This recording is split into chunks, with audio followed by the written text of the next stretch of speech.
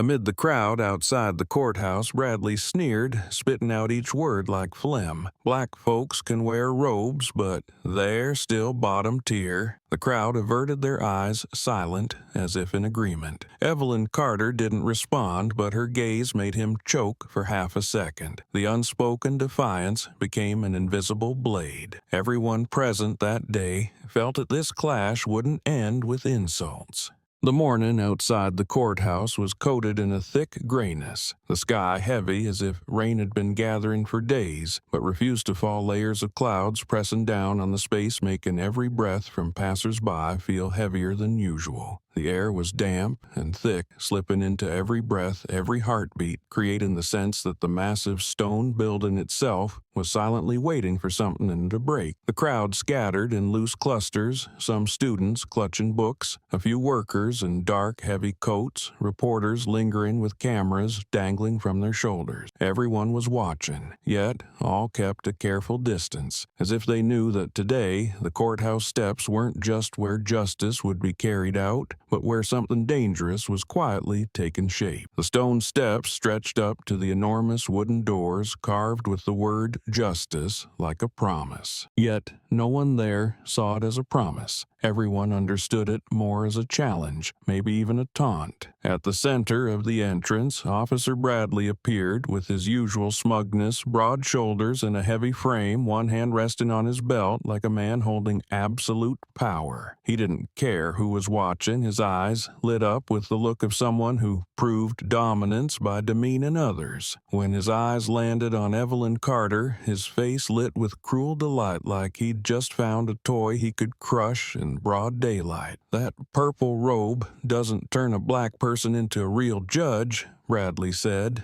drawing out every word, spitting them like phlegm, his raspy voice deliberately loud enough for everyone nearby to hear. The sound bounced off the cold stone steps, echoed against the walls, and dropped into the crowd. People flinched, a few heads lifted before quickly dropping again, pretending to focus on their phones, flipping a page in the newspaper, or walking faster. Not one person intervened. Not one voice spoke up, and that silence made his insult land even harder. Evelyn Carter paused on the steps, the hem of her purple robe brushing against the gray stone. She stood tall, shoulders square, her face calm as if carved into the air. She didn't reply, didn't react with anger. Her deep black eyes only lifted slightly, cutting through Bradley like a cold blade. It wasn't the silence of weakness, but the silence of someone who had survived more storms than anyone else, the silence of someone who had learned how to use a gaze to unnerve an enemy. Her composure wasn't forgiveness. It was quiet defiance, forcing Bradley to confront the cheapness of his own word. That moment was locked into everyone's memory, not because of what was said, but because of what it meant. The clash had begun, and no one believed it would end with just a few insults. The weight in the air, the silence of the crowd, and the stillness on Evelyn Carter's face made it clear something larger was coming. Bradley hadn't expected the silence to stop him cold. He had anticipated a shout, a protest, or at least a flicker of reaction. But what he got instead was a void that echoed back at him. That silence stripped him bare, exposing the cowardice in every word he had just spoken. He tried to force a smile, but the corner of his mouth twitched and a flicker of confusion crossed his eyes before he quickly tried to regain the upper hand. He stepped forward, the thud of his boots hitting the stone steps sharp and dry. His voice hissed through clenched teeth, lowered but razor sharp. Justice isn't for people like you. Around here, we define the law. The words came out as a threat wrapped in authority, a declaration that he was the one who decided who deserved to walk through the courthouse doors. The crowd stayed frozen. Passers-by moved even faster. A man pulled his collar up to cover half his face. A young woman pushed a stroller briskly, and a few students with earbuds kept their eyes down. They all tried to detach themselves from the moment, but that urgency, that quiet avoidance only made Bradley's words sting sharper, as as if the entire silence had signed off in agreement. Evelyn remained still, her gaze unshaken. In her eyes was more than composure. There was a weight, an invisible force that said she would not be broken by crude threats. The air thickened further. Every breath seemed to carry tension. Every heartbeat struck like a drum roll leading into something violent. A murmur began to ripple through the crowd, a wave of whispers building. A man muttered, "Did he just say that to her?" and fell instantly silent as if afraid he'd broken some unspoken rule. People looked at each other with worry in their eyes, their feet frozen on the steps. Everyone felt it. This was no longer just the entrance to justice. It had become a battlefield between two forces, one, the arrogance of unchecked power, the other, a silent resolve sharp as steel. Bradley tried to absorb the crowd's silence as a victory, but breathing grew harder by the second. He was used to people lowering their heads, accepting his authority without question. But Evelyn did none of that. She didn't back away, didn't drop her gaze. She stood there like a stone, daring the wave to crash. That calmness became a mirror, reflecting his aggression back at him, leaving him flailing in the very game of dominance he thought he controlled. A gust of wind swept through, carrying the damp scent of grass and rusted iron from the courthouse fence. Dry leaves spiraled in the air before landing on the stone steps, adding a brittle sound to the heavy thump of hearts pounding in the chests of those watching. Evelyn inhaled slowly, not to steady herself, but as if to prove she still controlled the air around her. Her eyes stayed locked on Bradley, and in that silence everyone knew the storm hadn't started yet, but once awakened, it would not be stopped. No one in the crowd dared to speak, but that collective silence didn't weaken Evelyn. On the contrary, it made her the center of gravity. Her presence under the gray sky stood out like a sharp contrast to Bradley's looming yet distorted shadow. In that very moment, the courthouse gate stopped being a place of ordinary passage and became a boundary line between the two worlds, one rooted in the belief that the law is a light of fairness, the other steeped in the darkness of abuse and control. Everyone knew the spark had caught. All that remained was the final strike to set it ablaze.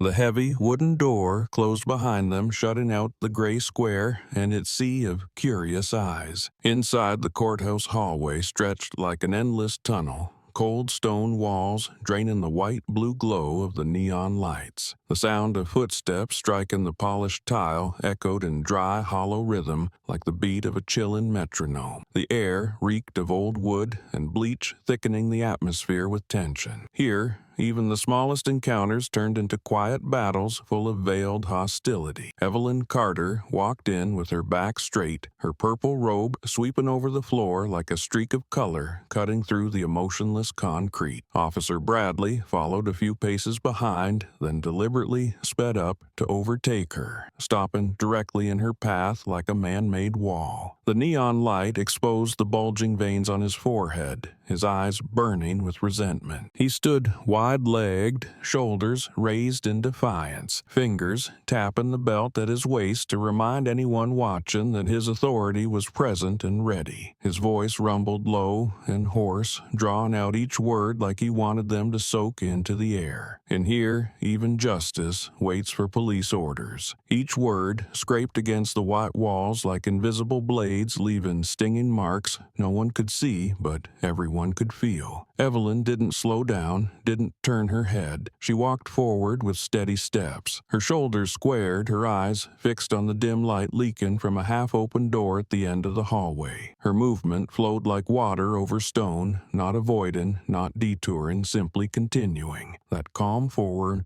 motion only fueled Bradley's rage. He had waited for a reaction, a retort to justify an outburst, but Evelyn said nothing, and in that silence lay her full reply. The way she walked, poised and unshaken, was a clear denial of his entire presence. The rhythm of her heels on stone blended with Bradley's heavier steps, forming a tense counterpoint that echoed through the corridor. Far ahead, a young court clerk walked briskly, clutching a stack of files, his face tight with worry over being late. When he caught sight of Evelyn striding forward and Bradley blocking her path, he froze. For a split second, hesitation flashed across his face like a door opening, then slamming shut. He lowered his head, stepped aside quickly, his hand gripping the file so tightly that the paper pressed lines into his skin. He passed by without stopping, acting as if nothing was happening at all. His fear clung to every hurried step, leaving behind a silence that grew heavier with every footfall. Bradley watched her go, letting out a sharp, contemptuous laugh. He tilted his head, voice lowered, thick with venom as he stressed each word. Your skin color will never walk through the door of power. The insult dropped into the hallway, echoing back like a crack spreading through the walls. The neon lights overhead cast a cold glow, revealing every tense muscle on his face. He didn't shout, but his voice carried cruelty and arrogance, a declaration that he controlled the entire game, that Evelyn was nothing more than a prop in a play written by men like him. Evelyn paused for just a beat, not long, just enough to steady her breath and slightly shift her gaze. Her eyes held no outburst of anger, only a layer of ice, a quiet assertion that she had heard, understood, and recorded everything. In those eyes, Bradley saw silent defiance, a challenge that required no words. Evelyn didn't respond. She simply kept walking, her heels tapping in a steady rhythm, her purple robe gliding across the floor, dragging behind it a silence that sliced straight through Bradley's pride. Bradley clenched his jaw, fists tightened and shoulders tensed. He felt that her calm was the hardest blow because it gave him no opening to strike. Evelyn's silence wasn't retreat, it was a complete rejection of the authority he flaunted. He was a man shouting into a void, and that void was swallowing him whole. In that instant, the endless hallway turned into a mirror, reflecting back a man clinging to the illusion of power. The air in the corridor felt drained, the flicker of fluorescent lights above only sharpening the tension. Evelyn's shadow stretched across the tiles, each step forward like a steady current that couldn't be stopped. Bradley stood in place, left behind, adrift in the very space he once believed was his domain. The court clerk had disappeared into a room, leaving behind a heavy silence. Evelyn didn't need to speak, her passing presence alone. Her calm had shattered the mask Bradley fought to wear. He exhaled sharply, chest rising and falling, eyes red with suppressed fury. In his mind, police power was the master key to every door. But here inside this courthouse, a black woman had walked straight past him as if he didn't exist. That was the deepest insult of all, and it would haunt him through every chapter of the inevitable conflict still to come. The air in the hallway remained heavy each second, dragging out as if time itself had thickened. Silence filled the space, but beneath that silence churned a rising storm. Bradley knew this was only the beginning, but he also understood that in this very beginning he had already lost the upper hand. Evelyn Carter kept walking, her figure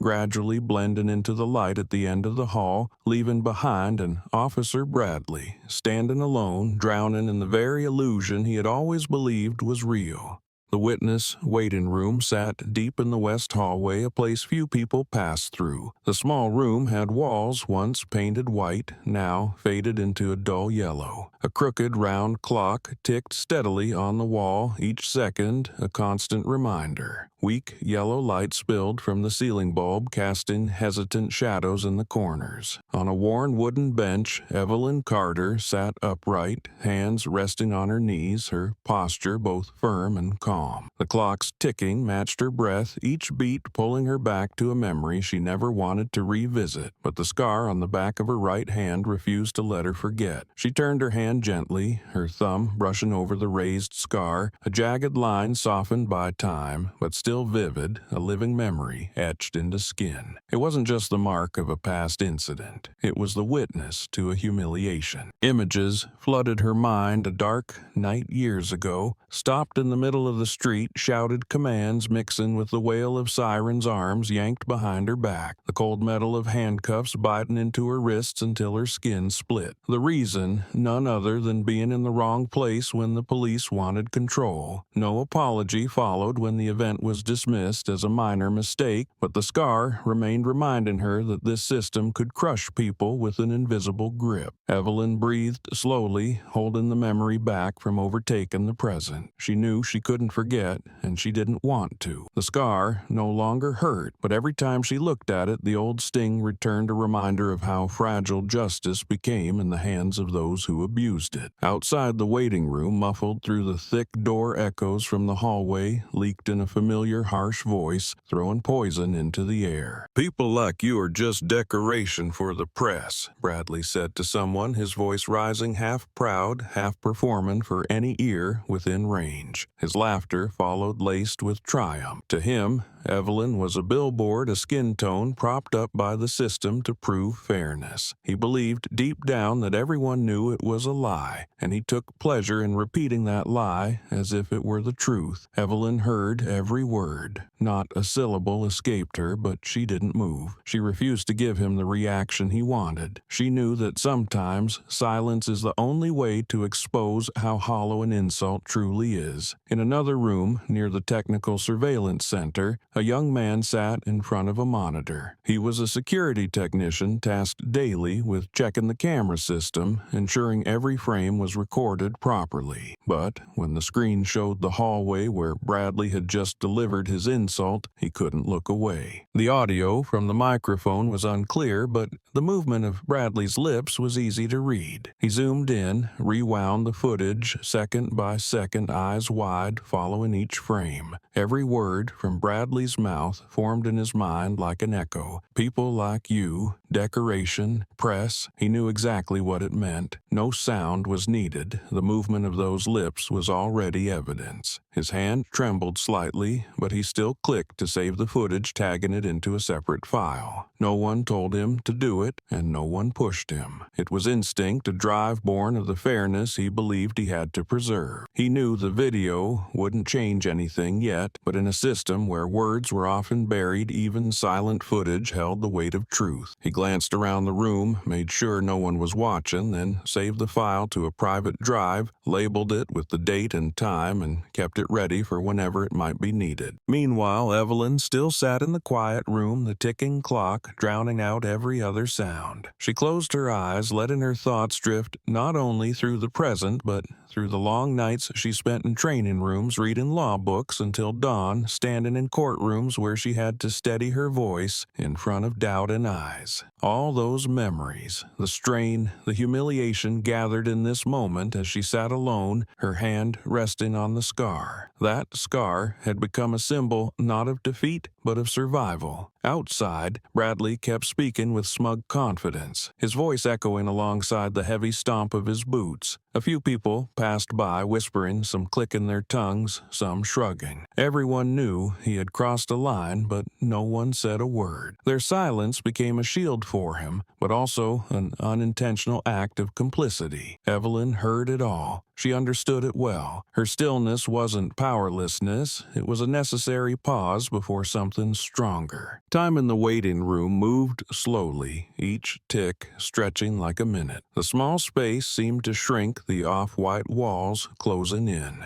Evelyn opened her eyes, staring at the space ahead, took in a deep breath, then let it out, grounding herself in her own presence. She knew the storm ahead would be brutal, and Bradley would not back down, but she also knew that truth had already begun to take root, even if she hadn't seen it yet. Somewhere in this very building, a pair of eyes had recognized the value of documenting every movement a hand had pressed record. And so in the stillness of the room, beneath the steady ticking of the clock, beneath the echo of insults from the hallway, between the scars of the past and the resolve of the present, a small seed of truth was planted. It had not yet seen light, had not pushed through the thick soil of lies and fear, but it existed, and when the time came, it would rise, breaking through the chains that men like Bradley used to bind justice. The first strike of the gavel echoed through the large courtroom, the dry sound bouncing off the high ceiling and silencing every other noise. From the wooden benches and the back necks craned toward the bench, everyone holding their breath. The tension that had built at the gates and poured through the hallway had now reached the heart of justice. White light from the hanging fixtures beamed down, exposing every face, trying to appear composed. On the prosecution bench, a few people adjusted their collars, cleared their throats in quiet attempts at self-control. In the gallery, pencils tapping against notebooks came to a stop. The entire room felt like it was bracing for a ritual, but everyone knew this morning would not be just another ordinary trial. The large door opened, and Officer Bradley walked in with a firm stride, his face set like a mask carved from years of holding power. The neon lights hit his uniform, making him look heavier, more menacing. Each step he took across the floor declared that he had authority, that he was the center of the room.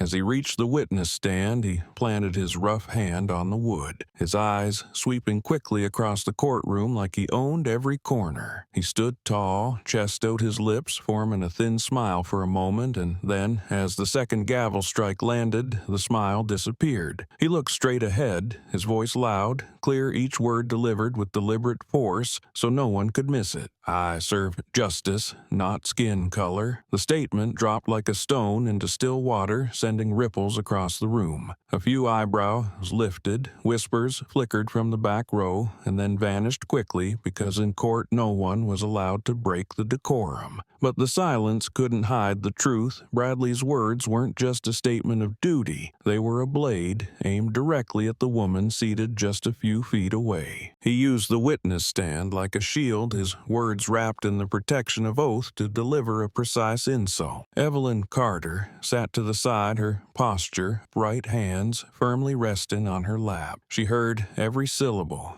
every calculated beat in Bradley's delivery, and she understood that his target wasn't justice. It was her very presence in the room. Her face remained still, her gaze steady, but those who knew Evelyn recognized the immense pressure behind that calm. She didn't rush, didn't flare. She was waiting for the right moment. And that moment came when she slowly pushed her chair back and stood. The soft scrape of the wooden chair against the floor was quiet, yet sharp enough to make several people flinch. Evelyn stood tall, the overhead light casting a long shadow that stretched into the cracks of the worn tiles beneath her. She spoke low and measured, not loud, but clear, each word landing on the wood like a hammer. The law doesn't need anyone twisting it to show off their power. The sentence was brief, but it carried the weight of an accusation. It didn't roar like thunder, but struck the ears like metal hammered on an anvil. A wave of whispers broke out instantly. From the back rows, spectators murmured, some turned to look at each other, some nodded as if they had been waiting for that line. Up front, a prosecutor bent to arrange his files, but his fingers shook, scattering the papers. For a moment, the solemn order of the courtroom gave way to a quiet tremor, and every eye fixed on the two figures now facing each other. Bradley froze. He hadn't expected Evelyn to stand, even less to speak directly and strike back with a line that cut straight through him. His face darkened for a second, a flash of anger in his eyes quickly masked by a forced half-smile. He tried to keep his voice even, but the scorn slipped through every word. "You really think a few lines can change this whole system?" His voice carried, but the firmness was gone, replaced by a sharp edge of irritation. Evelyn didn't respond right away. She held her gaze steady, deep, black, cold, and calm. Her silence now wasn't avoidance. It was a challenge. Bradley began to squirm. He was used to people lowering their heads, used to his words landing like orders. But here in the very room he thought was his stage, Evelyn didn't flinch. Her eyes locked onto him, and he felt exposed as if she could see straight through to his bones. The air in the courtroom thickened like gunpowder smoke. Everyone could sense the clash between two worlds, the arrogance of power abused and the quiet steel of someone who stood for real justice. The whispers moved like wind through leaves spreading across the room. A few hands clasped tighter, a few eyes turned to the judge waiting for some kind of intervention, but no one moved, because everyone knew some battles can't be stopped, and in that moment they were watching one unfold. Bradley stayed where he was, searching for more words to regain control, but the certainty had left his eyes. Sweat glistened at his temple, catching the cold white light and betraying the unease he struggled to hide. Evelyn, by contrast, didn't move. She said nothing more, but her stance and presence spoke volumes. She would not yield, and that, more than anything, was the deepest cut of all. The ticking of the wall clock sounded unusually loud. Each beat pressed deeper into the thickened air. A few people swallowed hard, and for a moment the entire room held its breath. The white light cast Evelyn's cold expression into sharp relief, while at the same time exposing the unease creeping across Bradley's face. In that moment, everyone understood the fuse had been lit, and as the scent of gunpowder seemed to fill the air, they all knew the explosion was only seconds away. The air inside the courtroom tightened like a string stretched to its limit, waiting for the slightest force to snap. The whispers had vanished, leaving only the steady ticking of the wall clock counting down like a fuse. Every gaze from the gallery to the rows of attorneys locked onto the witness stand where Evelyn Carter and Officer Bradley faced each other in a silent standoff. No one moved. No one spoke, because they all sensed that what was about to happen could not be stopped by ceremony or protocol. Bradley still stood at the witness stand, face flushed, fists clenched, the veins in his neck thick like taut rope. He was used to his insults creating silence, used to seeing others lower their heads before the weight of his authority. But this time, silence didn't mean surrender. It exposed him to a different truth. He was being challenged openly and defiantly, right in the space he believed belonged to him. A faint creak came from a chair as Evelyn took a small step forward. The light overhead lit her face with a calm so striking it caught several people off guard. Bradley gritted his teeth, eyes bloodshot, and suddenly roared his voice like a wounded animal. "Trash! You dare challenge me!" The words tore through the courtroom, shattering its solemn atmosphere. Whatever mask he had worn when entering was gone. He now stood, revealed a man who had relied on naked force his entire life. In a flash, Bradley lunged from the witness stand, his boots pounding the tile floor with sharp, dry echoes. He charged straight at Evelyn, shoulders cutting through the air, fist clenched, eyes blazing. No one had time to react. A few people in the back gasped, hands flew to mouths, and wide eyes tracked every movement. The air compressed, time slow. Evelyn stood firm, watching him charge, no retreat, no turn. In that instant, she shifted her stance, centered her weight, closed her right hand, and swung her arm in one clean, precise motion. The punch landed squarely without hesitation or wasted effort, flowing from shoulder to fist straight into Bradley's cheekbone. The sound of the hit rang out solid and sharp like a hammer striking metal, echoing across the room. The blow stunned Bradley, his head snapping to one side, body frozen mid-charge before it staggered off balance. For a moment, the aggression on his face dissolved into shock, unable to grasp what had just happened. A police officer, in the middle of a courtroom at the very center of justice, had been dropped by the very woman he had tried to belittle. The entire courtroom froze. The silence was so thick that the sharp, panicked breathing of a few people became clearly audible. Then, suddenly, a voice shouted, slicing through the dense air, "She's a judge!" It wasn't just a statement. It was a detonation, a bell rung to wake the entire room. Heads whipped around, eyes widened, mouths opened in disbelief. From the gallery, cries followed, one after another. Some people shot to their feet, others gripped the armrests like holding on to the only solid thing in a collapsing world. Bradley stepped back, one hand over his cheek, eyes wide,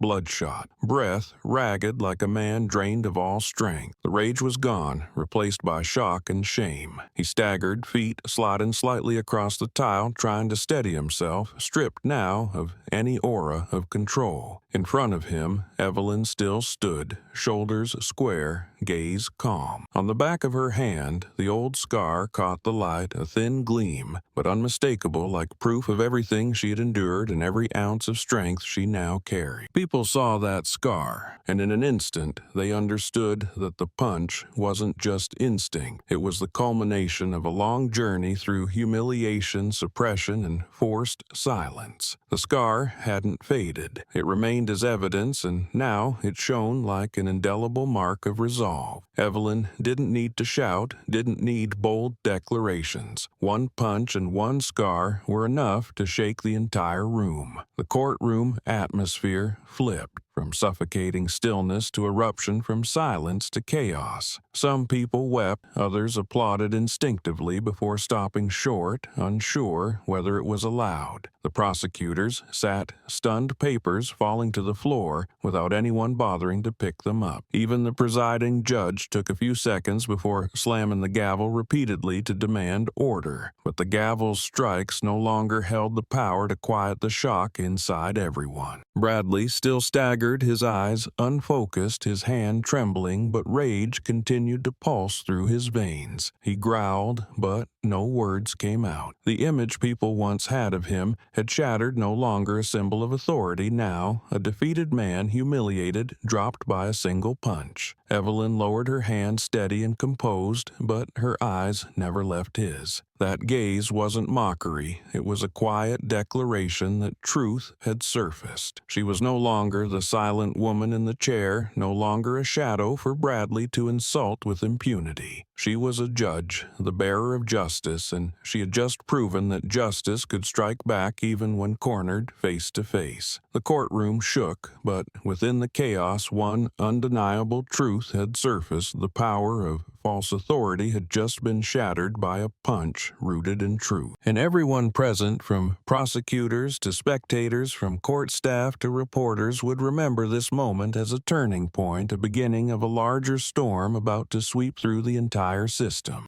The courtroom still echoed with chaos after the punch, but amid the shouting, the pounding gavel, and the gasping breaths in one corner of the gallery, a young law student gripped his phone tightly in his hand. His name was Marcus, a senior in college, eyes wide, breath short, and sharp chest rising with heartbeats that felt ready to burst from his ribs. The phone was tucked just beneath the edge of the bench camera, angled up through the gap between his arms, capturing the entire moment as it happened. The footage trembled with the shake of his hands, but that very tremble gave the video life, unpolished, unplanned, but real down to every breath. The small screen flashed, showing Bradley's distorted face recoiling from the punch, Evelyn Carter's steady frame still upright, and the cry of "She's a judge" ringing out from the crowd. Marcus swallowed hard, his arms damp with sweat, breath disordered. A flood of questions surged through his mind. Would he get caught? Would he be charged with the filming in court? Would the phone be confiscated if someone noticed? But that fear was drowned out by something stronger, a pull he couldn't ignore, a need to hold on to what had just happened. His heartbeat matched the jitter of the camera, and in every vibration the image of real justice appeared, not through arguments, not through speeches, but through a clean, precise punch that rang like a bell against arrogance. Beside Marcus, his classmate Daniel leaned in, voice shaky but urgent. "Are you crazy? This is court." Daniel glanced around, panic in his eyes, terrified someone had seen them. His mind raced with the risk anyone could report them, and for law students like them, the consequences could erase their futures. But Marcus didn't turn. His eyes stayed locked on the recording screen, and his voice came out low, steady. "Oh, this is the truth, and it has to survive." The answer was like an oath, short but carrying the full weight of youth facing fear head on. Daniel opened his mouth to respond, but shut it again. He turned away, gripping the edge of the bench, his thoughts in turmoil. front, Bradley still staggered, clutching his face, and Evelyn stood tall. Around them, spectators whispered. A few had slipped out their phones, but hesitated, too afraid to raise them. They feared being noticed, feared getting pulled into a political firestorm, and feared the responsibility of what they had witnessed. That fear made Marcus more certain he had to keep this video, because without it, this moment would be twisted, rewritten into something else by those who wanted to protect Bradley. Each passing second turned the camera in Marcus's hand into something like a fuse. He didn't know what he would do with it later, but he understood one thing clearly. This video was the seed of a storm. It captured not just the image of a punch, but the reversal of power, the moment a black judge, the one who had been targeted with contempt, stood up and struck back in the very place where she was expected to sit quietly. Marcus felt his hand shaken harder, but he held tight. His eyes burned, and deep inside he knew every second recorded was becoming a spark, one that would soon ignite into something bigger. The room slowly returned to order as the presiding judge slammed the gavel repeatedly, voice raised, commanding everyone to sit down. But the tension remained lingering like a thin veil of smoke. Bradley had been lifted by two officers, but his face was twisted, his eyes full of rage and humiliation. Evelyn had taken her seat again, but her posture didn't sag. It was solid, as if she had always known the punch would come. The room now seemed split in half, one side horrified, the other electrified, though no one dared say what they truly felt. Only the small camera in Marcus's hand was recording it all, quiet and unwavering. Daniel turned back, eyes mixed with fear and awe. "Do you even know what you're doing?" he whispered, voice dry and rough. Marcus nodded slightly without looking over. "I do. This is the one thing they can't deny." His voice was soft but firm, and in that moment Daniel understood some paths aren't laid out, but you walk them anyway if you refuse to let the truth disappear. He said nothing more, just sighed and silently hoped no one noticed the two law students in the back row. The wall clock ticked on, keeping rhythm with everything unfolding. Every second that passed was another second. Marcus kept his hand steady, capturing not just footage, but history. He didn't know that outside the courtroom the world still spun news, still flowed, but once this video was shared, that rhythm would shift. It would become evidence. It would become a weapon. It would become fire. And right now, with his eyes locked on the small screen, Marcus could feel it clearly. Truth was surviving in his hands. Up front, Evelyn glanced around the courtroom, her eyes briefly landing on the gallery, not clearly seeing Marcus, but somehow sensing that someone had chosen to preserve this moment. She didn't smile, but in her eyes a flicker of calm appeared. Perhaps she understood that what had just happened wouldn't be buried in dry transcripts, but would live in another form, stronger and beyond the courthouse's stone walls. Bradley staggered, being guided back to the witness chair, still muttering angry words no one could make out. But to Marcus, the sound no longer mattered. On his phone screen, the truth had been captured, and that was enough. Inside him, the fear he had felt at the start was slowly turning into resolve. Marcus knew that every second of footage would eventually leave this small room, cross every barrier, and become something the entire city, maybe the entire country, would see. And in the heavy silence that followed the punch, while everyone was still unsure what would happen next, Marcus could feel it clearly. His small camera had just turned that moment into a fuse. The fuse was lit, and the storm was only waiting for its moment to explode.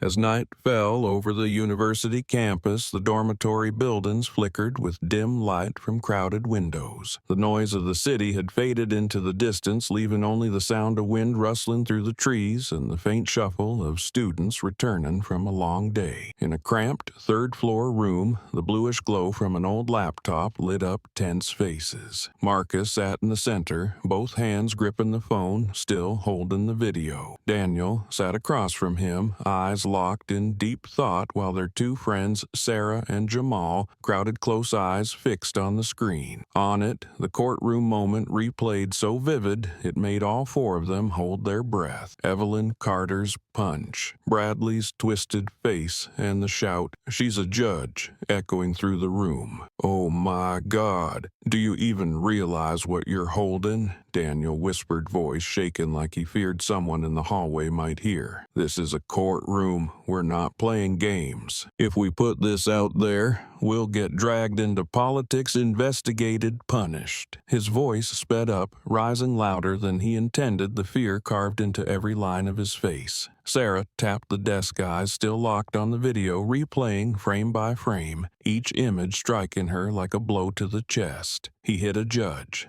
A cop jumped off the witness stand and attacked her. "Do you even get what that means? If we stay silent, we're complicit. If we stay silent, we're letting him keep stomping on everything." Her voice was sharp, clear like a blade cutting through the suffocating air. Jamal, usually quiet, finally spoke, his voice low but steady. "Sarah's right. What we're holding isn't just a video, it's evidence. And if that evidence gets buried, then tomorrow, the next day, more people like Bradley will rise. More people like Evelyn will be dragged out and made examples of in the name of order." He looked straight at Marcus and added slowly, "You recorded it. It's your responsibility to make sure it survives." Marcus drew in a breath, his eyes catching the pale light from the screen. "I know," he said, his voice hoarse from the pressure. "When I hit record, I knew I was stepping into something. But I also knew if I didn't do it, no one would. I saw Evelyn's eyes. That look said no words could capture what just happened. Only footage could keep it from being rewritten." He paused, wiped the sweat from his forehead, then added, "And now, this video is all we've got." Daniel shot to his feet, his chair clattering to the floor behind him, the crash echoing through the small room. "You think it's that simple? Post T and everything changes? Do you even understand the fallout? Cops will come for us, the school will pull our scholarships, and our futures will be wrecked. Who's going to protect us when the whole system wants this video erased?" His eyes were red, voice breaking with a mix of fear and fury. Sarah couldn't hold back. She slammed the table hard enough to make the water glass tremble and spill a few drops. "What about everyone else's future? Did you not see Evelyn stand up and take that punch? If she can do that in a courtroom full of enemies, then we can take a risk to keep the truth alive. If we sit here shaking, we'll spend our whole lives as shadows too afraid to look straight ahead." Her voice was strong, her eyes burning under the pale blue light. Jamal nodded, picking up where she left off. "This isn't just about us anymore. This is about everyone. If a judge can be attacked openly in court, what happens to people without status, without a voice? This video is a mirror. And if it gets buried, then nothing will stop the system from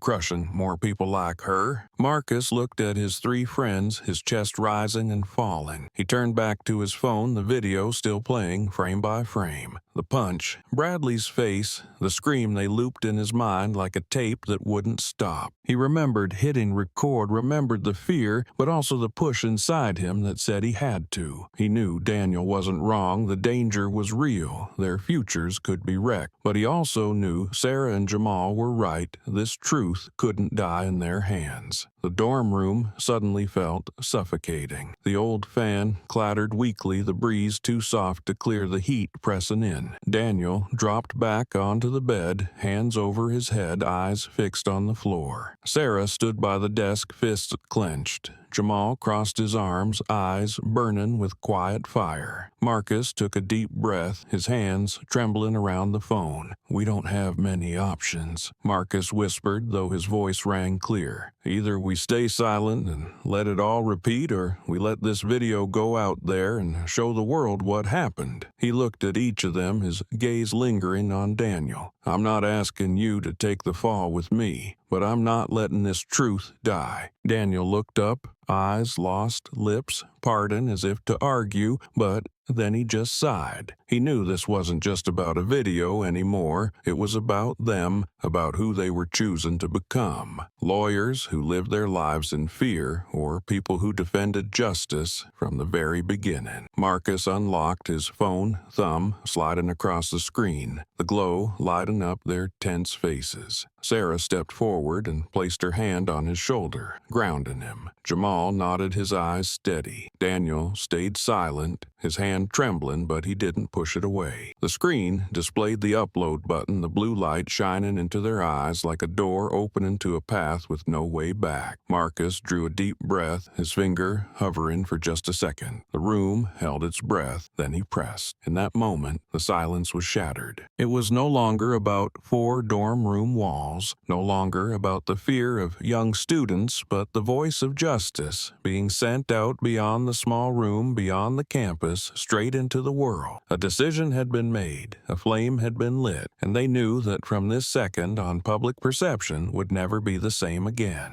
The moment the dorm room computer displayed upload successful, the online world detonated like a timed explosion. At first, it was just a blurry, shaky video under a minute long, but within it, Evelyn Carter's punch was unmistakably clear. Bradley appeared with a twisted face and bloodshot eyes, while Evelyn stood firm, her expression calm yet commanding. The shout, "She's a judge," echoed in the clip and became the hook that locked viewers in. Within minutes, the video posted from Marcus and Sarah's accounts had spread across Twitter, TikTok, and Facebook, beginning a viral wave no one could stop. The first hashtags appeared scattered. At first, "Justice for Judge," hit a judge. Then, within hours, they surged up the rankings, overtaking the day's biggest headlines. On Twitter, the national trending list showed "Ash hit a judge" at number 1, with tens of thousands of users reposting the clip alongside captions filled with outrage, sarcasm, or grief. On TikTok, hundreds of versions of the video surface, layered with music slowed down, zoomed in on Bradley's face at the moment of impact and Evelyn's razor-sharp glare. One account added bold text across the screen, "Big mistake. She's a judge." It gained over 1 million views in just a few hours. Facebook was no less explosive. Community groups shared the video with commentary like, "If they'll punch a judge, what do you think they'll do to us?" That question quickly became a rallying cry, repeated in hundreds of posts by millions of users. While major news outlets had yet to publish official coverage, the online community had already turned the video into a symbol, a raw piece of evidence proving that abuse of power could no longer hide. People weren't just sharing it out of anger. They were sharing it to declare that justice needed protection and silence would only bury the truth. In the comment sections, the outrage poured in. One user wrote, "If a cop can hit a judge in court, how safe are we out here?" Another added, "No one is above the law, especially not the people sworn to uphold it." The comments stacked up hundreds, thousands, then millions, forming an unstoppable flood. Even those who normally stayed out of political conversations were pulled in because the video was too raw, too real to ignore or deny. On TikTok, a slowed-down clip of Evelyn turning and landing a direct punch to Bradley's cheek became a trend. Users added upbeat songs, overlaid text saying, "When justice fights back," and shared it widely. In just one evening, the clip garnered millions of likes and tens of thousands of comments. Many wrote, "This isn't just a punch, this is a voice for all of us." The spread was so rapid that no authority could keep up. Marcus and Sarah sat in the dorm room watching the numbers climb at dizzying speed. Views, shares, and comments all skyrocketing. Daniel remained silent, his face tense with worry, but his eyes stayed fixed on the screen. Jamal crossed his arms, eyes lighting up when he saw the hashtag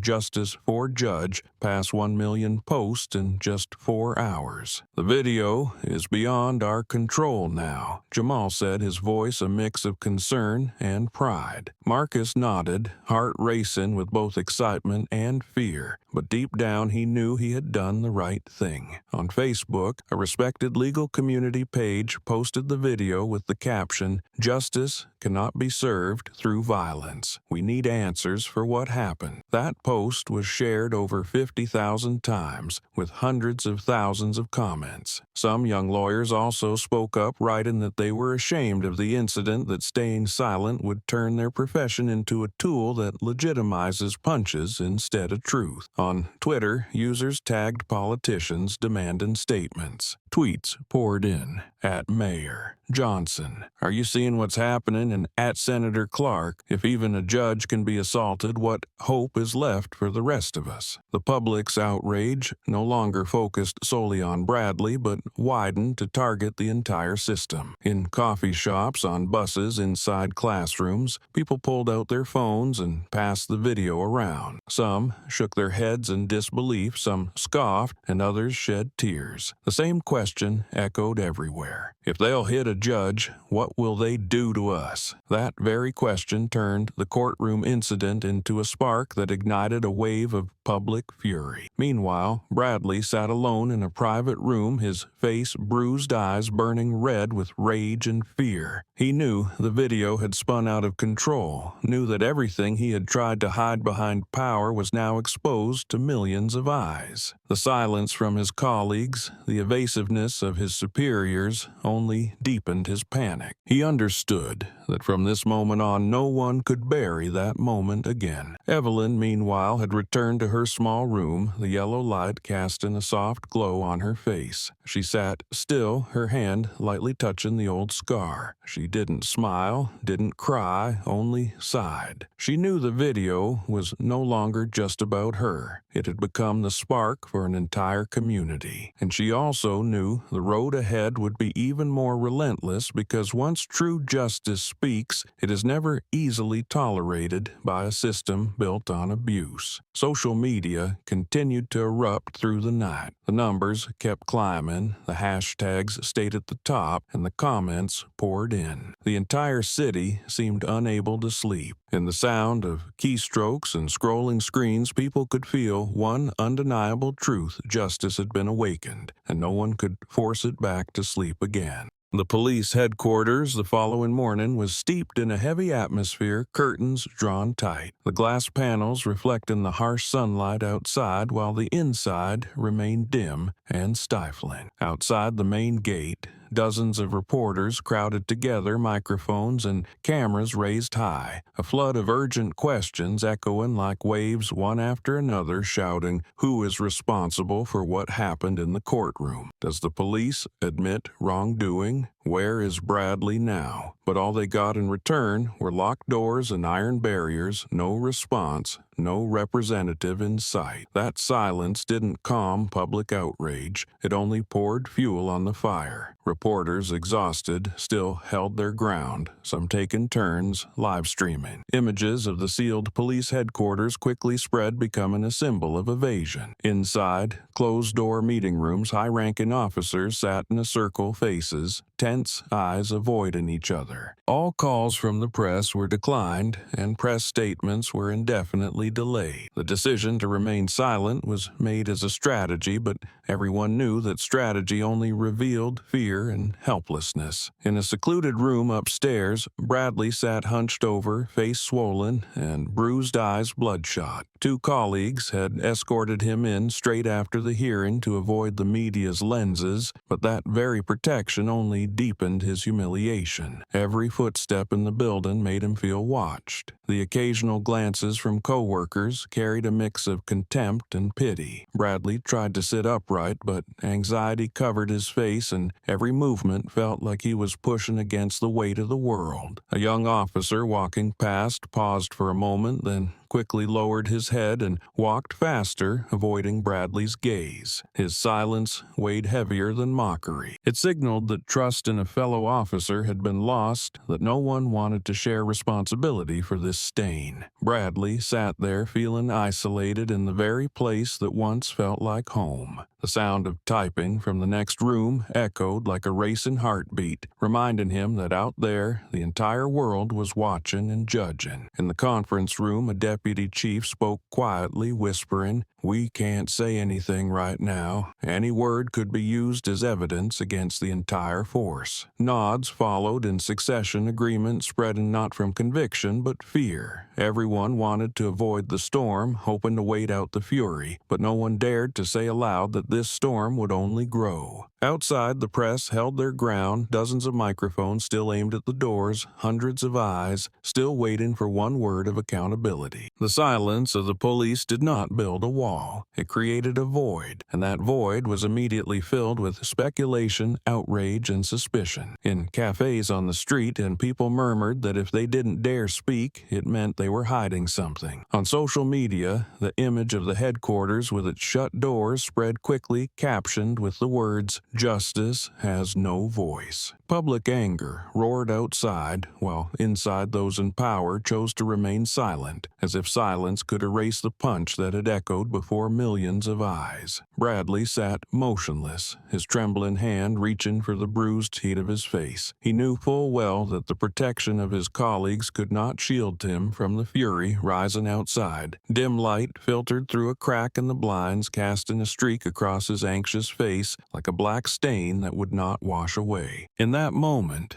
the silence of the police headquarters was no longer a strategy, but an invisible sentence, one that hovered not just over Bradley, but over the entire system he once believed to be unshakable. While leadership locked themselves in closed rooms trying to maintain the facade of calm in the storm of public backlash, the atmosphere inside the headquarters grew stifling. Meetings dragged on for hours without any clear decisions, every proposal blocked by hesitation or fear. Frustration was etched onto the faces of lower-ranking officers, glancing at one another, waiting for direction from above, receiving only headshakes and the repeated phrase, "Stay silent." The exhaustion piled up, and no one truly believed that silence would ease the outrage swelling beyond the walls. A young officer, his face still marked by youth, finally broke the tension with a voice that trembled but remained firm. "We can't keep covering this up." The words rang through the meeting room like a blade slicing through thick fog. Eyes turned to him instantly, startled and afraid, as if he had spoken a forbidden truth. The person at the head of the table winced, trying to suppress it with a sharp rap of his knuckles on the table. But the sound wasn't strong enough to drown out the truth that had just been spoken. Silence returned, but it had changed it now, carried the aftershock of what had been said, an aftershock that couldn't easily be pushed away. The young officer sat down, his chest rising and falling with tension, his eyes unflinching. In them was a struggle between loyalty to the institution and guilt for what he was witnessing. The colleagues around him avoided eye contact. A few cleared their throats awkwardly, and others stared down at their documents. But all of them knew his words had touched a shared fear, something they all thought but none had dared to say aloud. Outside the meeting room, the long hallway glowed under cold yellow light, and a few lower-ranking staff members passing by whispered to each other. They hadn't heard the full discussion, but rumors spread quickly that someone had dared to speak up. These whispers reached others, becoming a question that settled deep inside. How long until we dare to face it? Meanwhile, reporters still crowded at the gates of headquarters, cameras aimed straight at the unmoving door. That image, played repeatedly on evening news broadcasts, the scene of journalists pressing against a silent wall, sparking outrage across millions of screens. Citizens shared the photo on social media with the bitter caption, "This door weighs heavier than the punch." The comments overflowed with anger, viewing the silence not as a wise decision but as complicity. The prolonged silence became a slap to the credibility of the entire system. The slogans hanging outside, reading to serve and protect, suddenly appeared hollow in the public eye. People looked at them and saw cruel irony. The more the police tried to stay quiet, the more they pushed themselves into direct confrontation with the public opinion. Trust, already fragile, shattered. Those who once believed began to question, and the skeptics found even more reason to be outraged. Inside headquarters, no one said it aloud, but everyone felt the growing distance between the institution and the community. With each passing passing minute, that closed door became more than just a barrier. It was both shield and prison. And in the end, the silence they had chosen as a strategy ceased to be protection. It became a crack exposing their weakness, a blow to the reputation that had taken years to build. The central square, once a place for festive gatherings, had turned into a sea of people, surging with energy and blazing with countless raised banners. The bold red words on a large sign stood out in the crowd. "You hit who?" repeated across hundreds of other boards, making the entire square feel like it was roaring. Chants echoed from one end to the other, bouncing off the glass walls of surrounding buildings and back again, creating waves of sound as if the city itself were shaken with the marchers' footsteps. Everywhere were the sounds of drums, whistles, and shoes pounding the ground in rhythm with shouted slogans. The air was thick with collective anger, but it carried an uncommon sense of determination. Up front, an elderly woman with silver hair, frail but with bright eyes, suddenly stepped onto a raised platform holding a worn-out microphone. Her voice rang out hoarse but firm, each word cutting through the space. "Justice doesn't bow to handcuffs." The moment she finished, the entire square erupted, thousands of fists raised in unison, a thunderous chant echoing back. That phrase spread instantly through the crowd, from young people live streaming on their phones to factory workers still in uniform after their shifts, all chanting together, turning the square into a massive wall of sound. Above, drones hovered, capturing sweeping views of the crowd, painted in flags, signs, and flashing phone light. On the ground, rows of police stood behind metal barricades, faces, stiff eyes, tracking every movement. Their silence only made the tension heavier, like an invisible wall between two worlds. The protesters chanted louder, stepped closer, but didn't cross the line. They knew their strength was in their collective voice, in the image of unity now being watched by millions on screens everywhere. A group of students held up phones, filming live while shouting rallying cries. "If today they can hit a judge,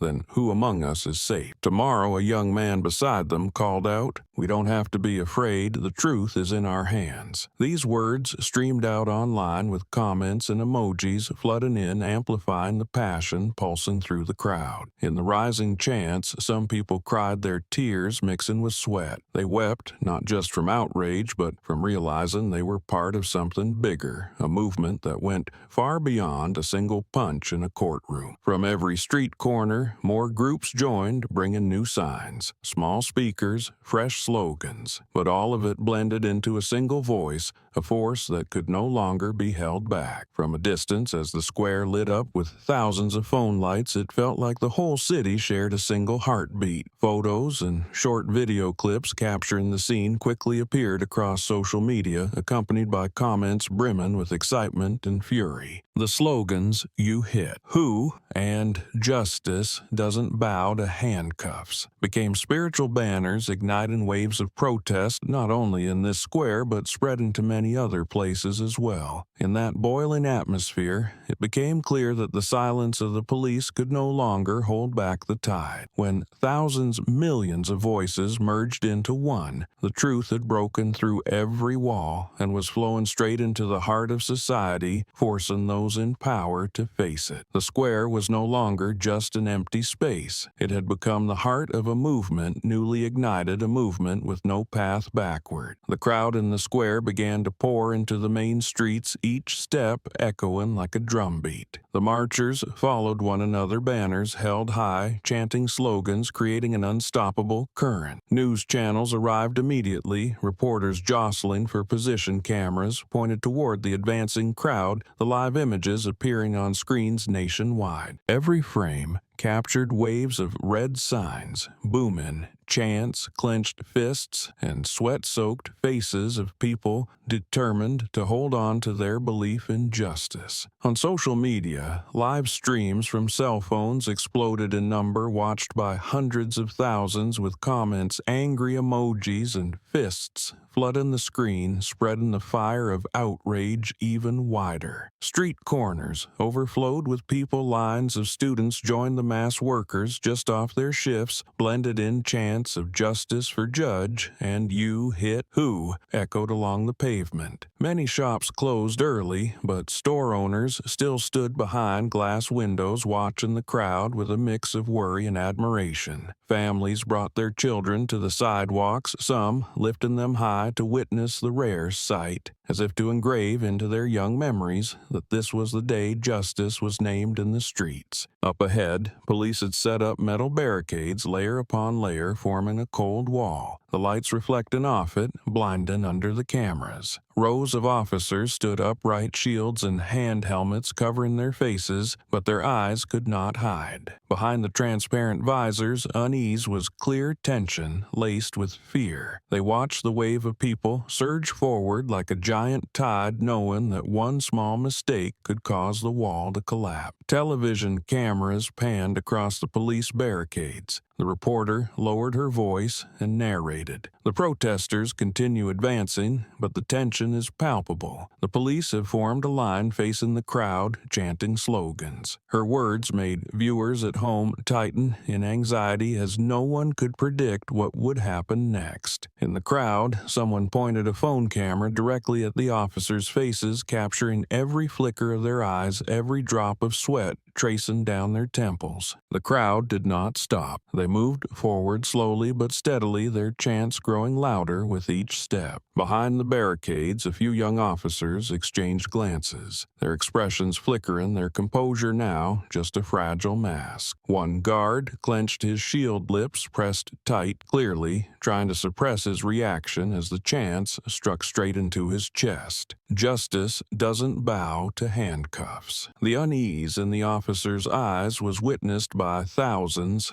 and to the public it became the image that exposed the weakness of a system long used to wearing the mask of invulnerability. Under the flickering light of live stream cameras, it felt as if the whole world was watching a silent confrontation filled with weight. On one side stood a sea of people calling for truth, on the other, a wall of motionless officers whose eyes trembled. That distance was no longer just a few meters of street, but the gulf between abusive power and the voice of the people. And when those uneasy eyes were broadcast to millions, the silence the police had clung to for days finally shattered. Night fell over the city, yellow streetlights stretching across the empty roads, while inside the district attorney's office, one room remained lit later than all the others. Stacks of files piled high, a coffee mug long since gone cold, and on the computer screen the video of the punch in the courtroom looped endlessly, as if trying to stamp itself into the viewer's eyes. The district attorney, his face drawn from long days, sat motionless in his swiveled chair,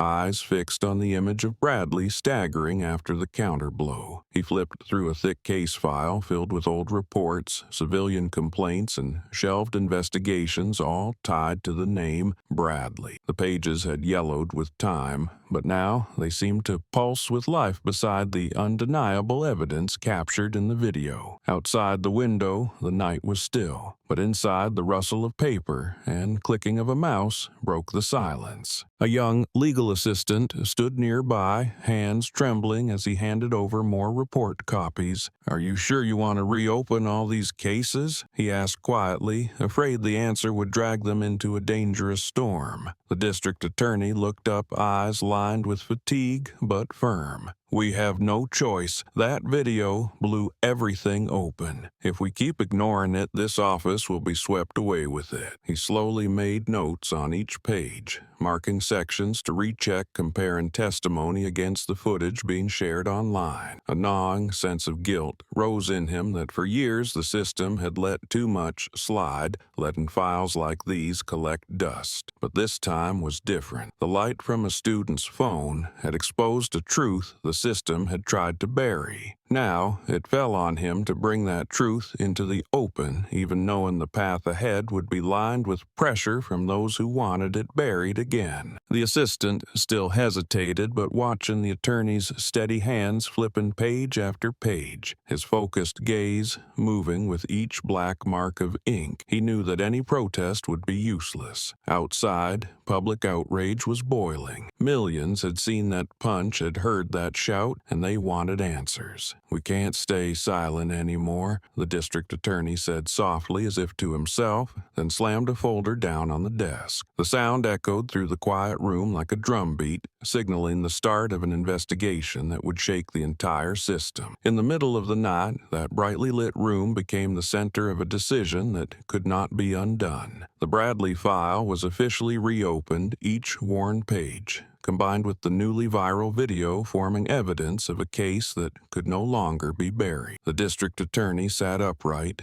took a deep breath, eyes flashing with resolve. He knew that from this moment on he had signed on to a battle whose goal wasn't merely a verdict, but an answer to the millions of voices shouting in the streets, to the outrage burning through the community. And that decision, though late, marked the beginning of an investigation that would change everything. The next morning, before the sunlight could fully touch the dew-soaked streets, an official notice was delivered to Evelyn Carter's home. The white paper, stamped with a bold red seal, confirmed she had been formally summoned to clarify what had occurred in the courtroom. The courier, a young official, bowed as he handed over the envelope and hurried away, his expression flickering with unease as he met her calm gaze. Evelyn took the letter, her eyes scanning the dry, stiffly printed lines that read like a verdict already made, but her lips didn't tremble and her gaze didn't flicker. She folded the letter neatly, placed it on the table, then poured herself a cup of tea in the rising steam, soft and steady, in stark contrast to the noise outside as the media rushed to report the summons. When Evelyn stepped outside, a few reporters were already waiting, microphones pointed straight at her, questions firing like bullets. "Are you afraid of being implicated? What's your response to the video going viral? Are you stepping down as judge?" She paused briefly, eyes gliding over them, then walked on in silence. That silence carried more weight than any defense. Camera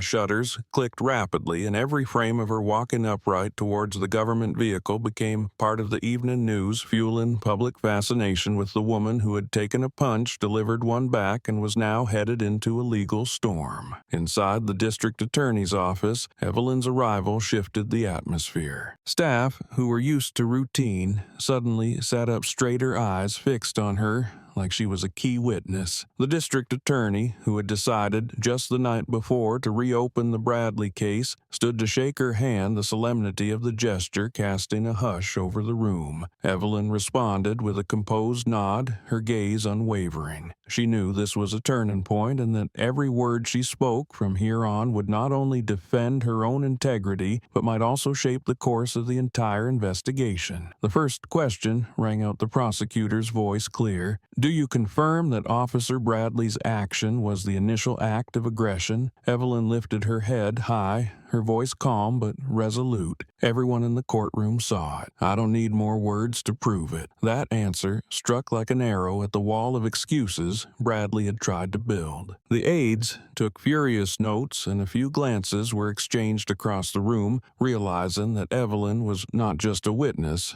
but a pivotal point forcing the investigation to go deeper. The media outside didn't miss the moment. As news of the summons spread, television networks simultaneously launched analysis segments inviting lawyers, commentators, and even former jurors to weigh in. They argued about the implications about legality, but one thing was universally agreed upon: the legal storm had officially begun. It was no longer just about a punch, but about an entire power structure that had been shaken, and now all eyes were locked on the upcoming inquiry. hurry. Evelyn stepped out of the prosecutor's office in the afternoon, the sun, high above, casting a golden light across her shoulders. She paused for a moment, took a deep breath, and felt the breeze carrying the noise of the city where thousands still marched and chanted. Determination flickered in her eyes because she knew this fight was no longer personal but a battle between justice and abuse of power. And from that moment on, the legal storm began to spin harder, pulling in not just Bradley, but also those who had stood silently behind him.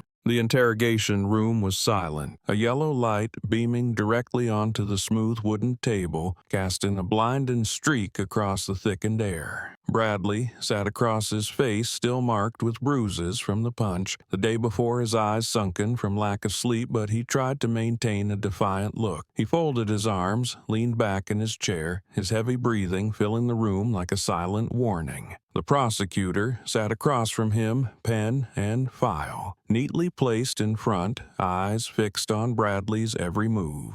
"Do you have anything to say about your conduct in the courtroom?" The prosecutor asked, his voice, even not raised but firm. Bradley smirked, a harsh laugh escaped, and he shook his head. "I acted in self-defense. She got too close. I had to react. If I hadn't, who would have guaranteed my safety?" The words made the room feel even heavier. He still clung to the familiar narrative, painting himself as the victim, as if the punch had been the inevitable result of provocation. The prosecutor stayed calm, flipped a page in the file, and asked slowly, "You're claiming self-defense?" Bradley nodded sharply, eyes flaring. "I felt threatened. Someone like her, with her bias against the police, clearly wanted to provoke me. I had no other choice." His tone was sharp, but his fingers tapping rapidly on the table betrayed the pressure mounting inside. Without replying, the prosecutor leaned forward and signaled to the assistant to activate the screen in the corner. The screen lit up, showing a lip-reading video compiled by the technician. There was no audio, but Bradley's lips were clearly visible, each word enlarged, subtitles appearing below people, like "You are just ornaments for the press to show off." The room sank into silence, broken only by the faint metallic hum of the old air conditioner. Bradley blinked his fingers, froze, then he forced a strained laugh. "A silent video proves nothing. That's all speculation." The prosecutor's tone didn't change as he responded, "You can deny it, but this isn't the only recording. There are witnesses, other cameras. Everything will be cross-checked." The words landed like a hammer. Bradley leaned all the way back, sweat forming on his forehead, eyes darting around for an anchor. He repeated self-defense like a fragile shield, but in the cramped room under direct light, each denial only highlighted his contradictions. The prosecutor didn't need to raise his voice. He knew that showing the truth on screen would slowly dismantle every excuse. For a few seconds, no one spoke, only the bright light glaring down on Bradley's swollen face, revealing every trace of fatigue. The silence grew so thick that he had to inhale deeply, his chest rising and falling. But the harder he tried to prove his innocence, the deeper he was pushed into a corner because the evidence no longer came from anyone's mouth. It had become vivid images exposed for all to see. And in a place where excuses held no ground, the story he had built began to crack apart piece by piece. Bradley slammed his hand on the table, the metal chair rattling with every movement. Then he shouted, his voice breaking like a harsh trumpet blast inside the small room. "You're trying to destroy me over a punch." The sound bounced off the walls, echoing as if to tear through the thickened air. His face flushed, red veins bulging beneath his skin, eyes wide and wild breath heaving like a cornered animal. He stared straight at the prosecutor, his mouth twisted in rage, and that scream was no longer a defense but a confession, exposing the fear of being unmasked. The prosecutor remained still, hand resting on the stack of files, eyes fixed on every word Bradley had just unleashed. He didn't interrupt, didn't need to push further because the loss of control alone was enough to be recorded. One punch, as Bradley said, wasn't what set the entire nation ablaze, wasn't what sent millions to the streets. But by screaming like that, he had stripped stripped himself bare, placing himself squarely in the path of accusations that the punch was proof of abuse, arrogance, and the fear of exposure. The yellow ceiling light grew harsher, shining directly onto Bradley's bruised face, highlighting the sweat sliding down his temple. His anger made his weakness glaring like a beast without claws, left only with roars to mask the truth. The observers behind the one-way mirror gave slight nods, scribbling fast, knowing Bradley had just revealed a critical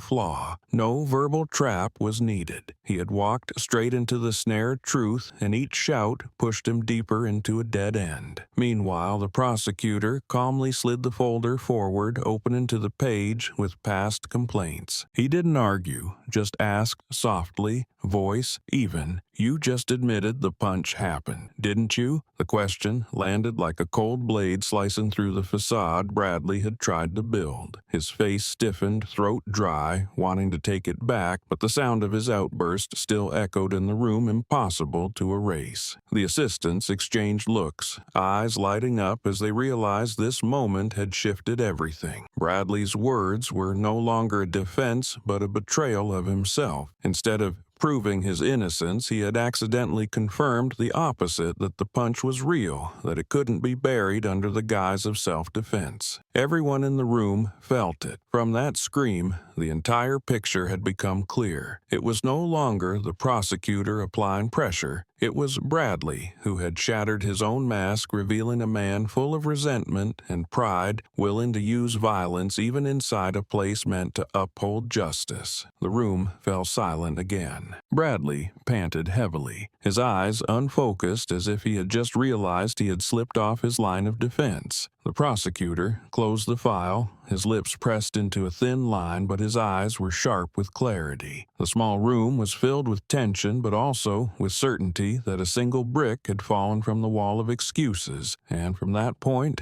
the entire wall would soon collapse. That outburst, though born of rage, had become the heaviest piece of evidence, betraying its speaker and paving the way for the investigation to go further. The small cafe on the corner that afternoon suddenly became the center of attention as rumors spread that someone from the courtroom audience was ready to speak the truth. At the table by the window, the late-day light illuminated the elderly woman seated there even more misshavedly. Her silver hair, trembling hands but clear and resolute gaze met the reporters. She stated with quiet conviction, "I saw him strike first." Her words, not loud but unmistakable, cut through all hesitation. The young reporter gripped his notebook hard. Racing, he knew this statement was a crucial piece in the unfolding picture. The woman recalled every detail from Bradley's initial motion, eyes ablaze to Evelyn's counterstrike. Her voice faltered with emotion at times, yet stayed firm, thickening the cafe's atmosphere with the weight of what she declared. At another table, a young man in a wrinkled shirt, obviously the court clerk, stood up hesitantly and approached. Though youthful, his eyes were tense, clutching a small USB drive. When asked, he inhaled deeply and paused, setting the device on the table as if laying down a burden.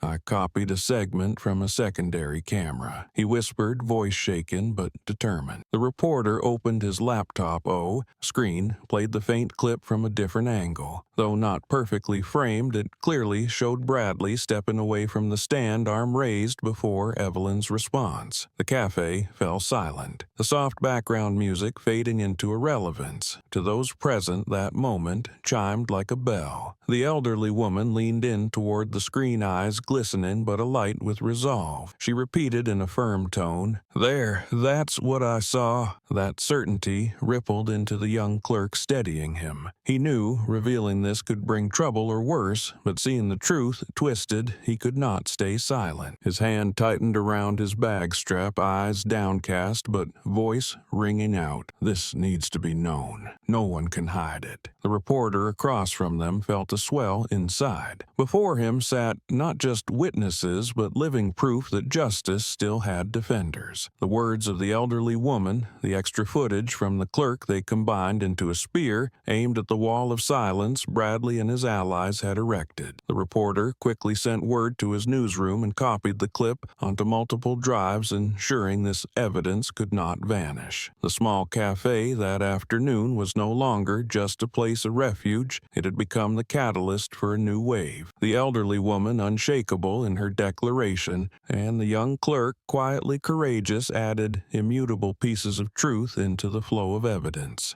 Outside the window, the sunset tinted the corner of the street red, as if signaling that the old day had ended and a new one, the day of justice, was beginning to emerge from the voices of ordinary people. While the story of the grandmother's testimony and the clerk's auxiliary clip spread across the news websites, a group of young law students decided to take another step. They had been tracking the case since the start, and one of them was Marcus, the student who filmed the original courtroom video. For nights on end, the group gathered in the library using image editing software to reduce, shake, brighten frames, and sharpen every detail. When the edited version was complete, they knew there was no more time to wait. A small press conference was held in a lecture hall with only a few journalists invited, but when the cleaned video played on the big screen, any remaining doubts vanished. In the video, every motion was crystal clear. From the moment Bradley stepped away from the witness stand with his arm raised in rage to Evelyn's responsive blow in self-defense. No more blurring, no hesitation. The footage transported viewers back to the courtroom as if they were standing there themselves. Marcus, trembling yet resolute, stood at the podium. "This isn't speculation, this is evidence, and we are releasing it to ensure the truth can't be twisted." Applause filled the lecture hall, punctuated by camera shutters as the reporters realized they held the final piece needed to bring clarity to the public. Shortly after the presentation, the edited video was posted across social media platforms. Views skyrocketed, millions watched each frame compared to Bradley's protestations in the interrogation room. The contrast was undeniable, making every denial meaningless. Comments flooded in. "He claims self-defense, but this shows he lunged first." Another wrote, "Justice will be upheld when evidence leaves no room for excuses." These messages only fueled the raging fire in society. Inside the prosecutor's office, legal assistants carefully filed the frame and edited video into the case record along with witness testimony and the auxiliary clip. Each piece of evidence was like a brick, each one stacked to build a solid wall. The chief prosecutor looked over the evidence board, his eyes filled with resolve. He knew the fight ahead was far from over, but at least now they had a system of proof strong enough to counter any cover-up. "We've got the foundation now. It's time to build the truth," he said, his voice quiet but firm. The media didn't stay on the sideline. Evening news broadcasts replayed the edited video, bringing in experts to analyze each frame, emphasizing that this was one of the most visually undeniable pieces of evidence. People watched in silence as the truth unfolded clearly before them. It was no longer a vague debate, but images, moments restored through technology. A veteran journalist wrote, "Each new piece of evidence is like a lamp, and now the entire dark room is lit, from cafes' dorm rooms to living rooms across millions of homes." People murmured that there was no turning back for Bradley. The truth had been confirmed by multiple sources, all linked tightly, reinforcing one another. The system of evidence was no longer scattered fragments, but a complete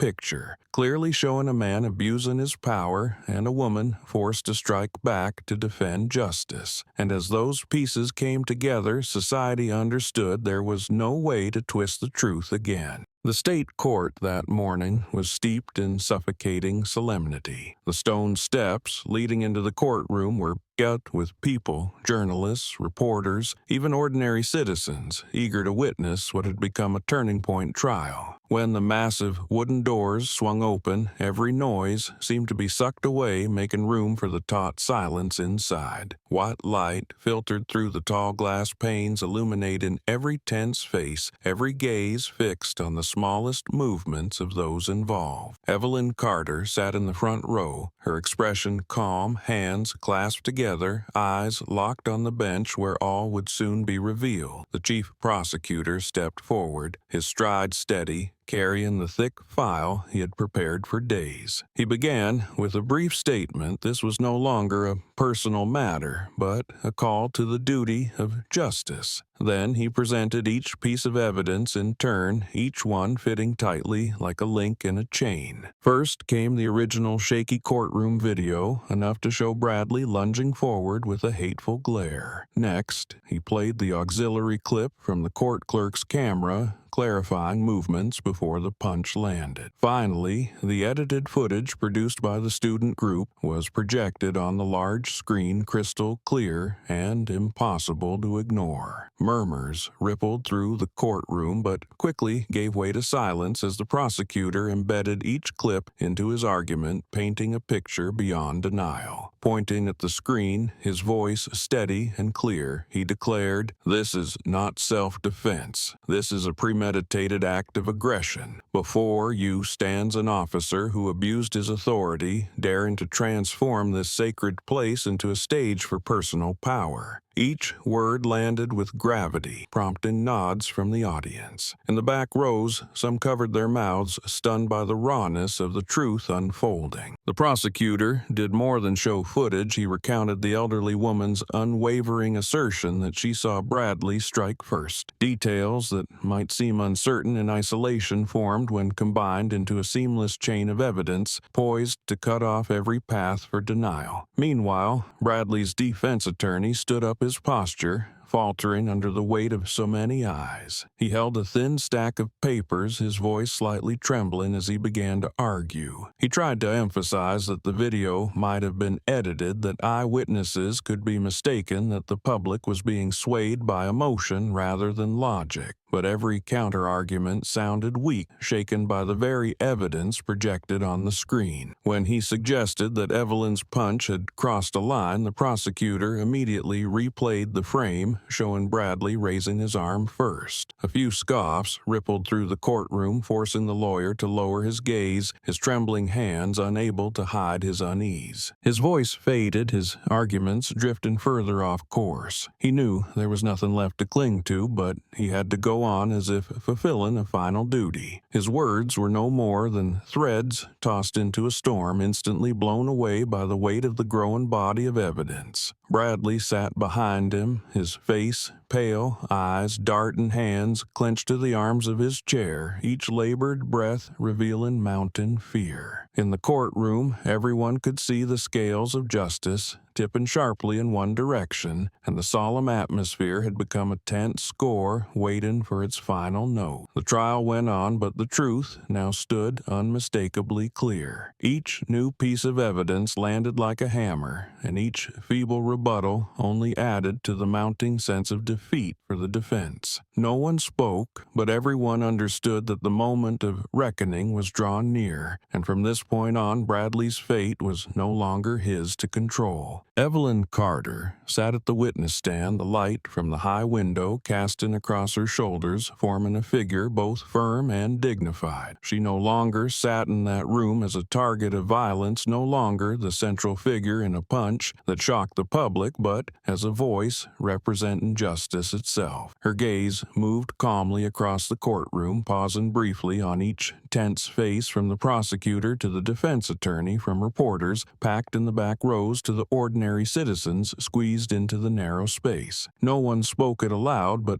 all could feel that her presence alone was proof of the law's resolve, a statement that justice would not bend to power or violence. On the wooden table in front of her, the case case file was closed, the evidence had been presented, and each link in the incident had been connected into a picture that could no longer be denied. The atmosphere was so solemn that even the rustling of paper echoed heavily. A few eyes from the gallery turned to her with respect, as if they saw in Evelyn a point of reference, a reason to believe the system still had a righteous path. To them, she was not just the woman who had fought back in that courtroom, but a symbol of defiance, a living witness that justice could stand up and resist. The prosecutor ended his presentation with a firm declaration: "We are not here to try a punch, but to try the abuse of power behind it." That sentence shut the final door Bradley could cling to. On the other side, the defense attorney bowed his head, his voice now weary and hollow, stripped of any remaining conviction. Bradley sat hunched, hands trembling as the public's gaze fell on him. The once arrogant figure had become the image of a man exposed, isolated within the very room he had once seen as a stage for his authority. Evelyn said nothing she didn't need to. Her presence carried enough weight to silence any further excuses. In that silence, she became the anchor of the room, the embodiment of reason amid a storm of emotion. Everyone present could feel it clearly. Justice was no abstract idea. It had form, it had a voice, and at this moment it sat firmly before them. Her eyes shone, not with anger, but with belief that the coming verdict would be the step needed to restore balance to society. The gavel struck 3 times, each hit as heavy as a heartbeat in the room. The presiding judge stood face stern, eyes sweeping past Bradley and resting briefly on Evelyn, a silent acknowledgement that she had become an undeniable part of this reckoning. All eyes turned to the bench, the air with anticipation, no one daring to move. In that moment, it was understood that the verdict was not just for one man, but for the entire system that had enabled him for far too long. The room fell completely silent, every breath suddenly heavy. All waiting, funneled into the moment ahead when the scales of justice would tip once and for all. Evelyn remained still, her eyes steady like a quiet flame burning in the packed courtroom. And as the gavel prepared to fall, no one doubted that the decision would become a defining marker, closing a dark chapter and opening a new path for justice.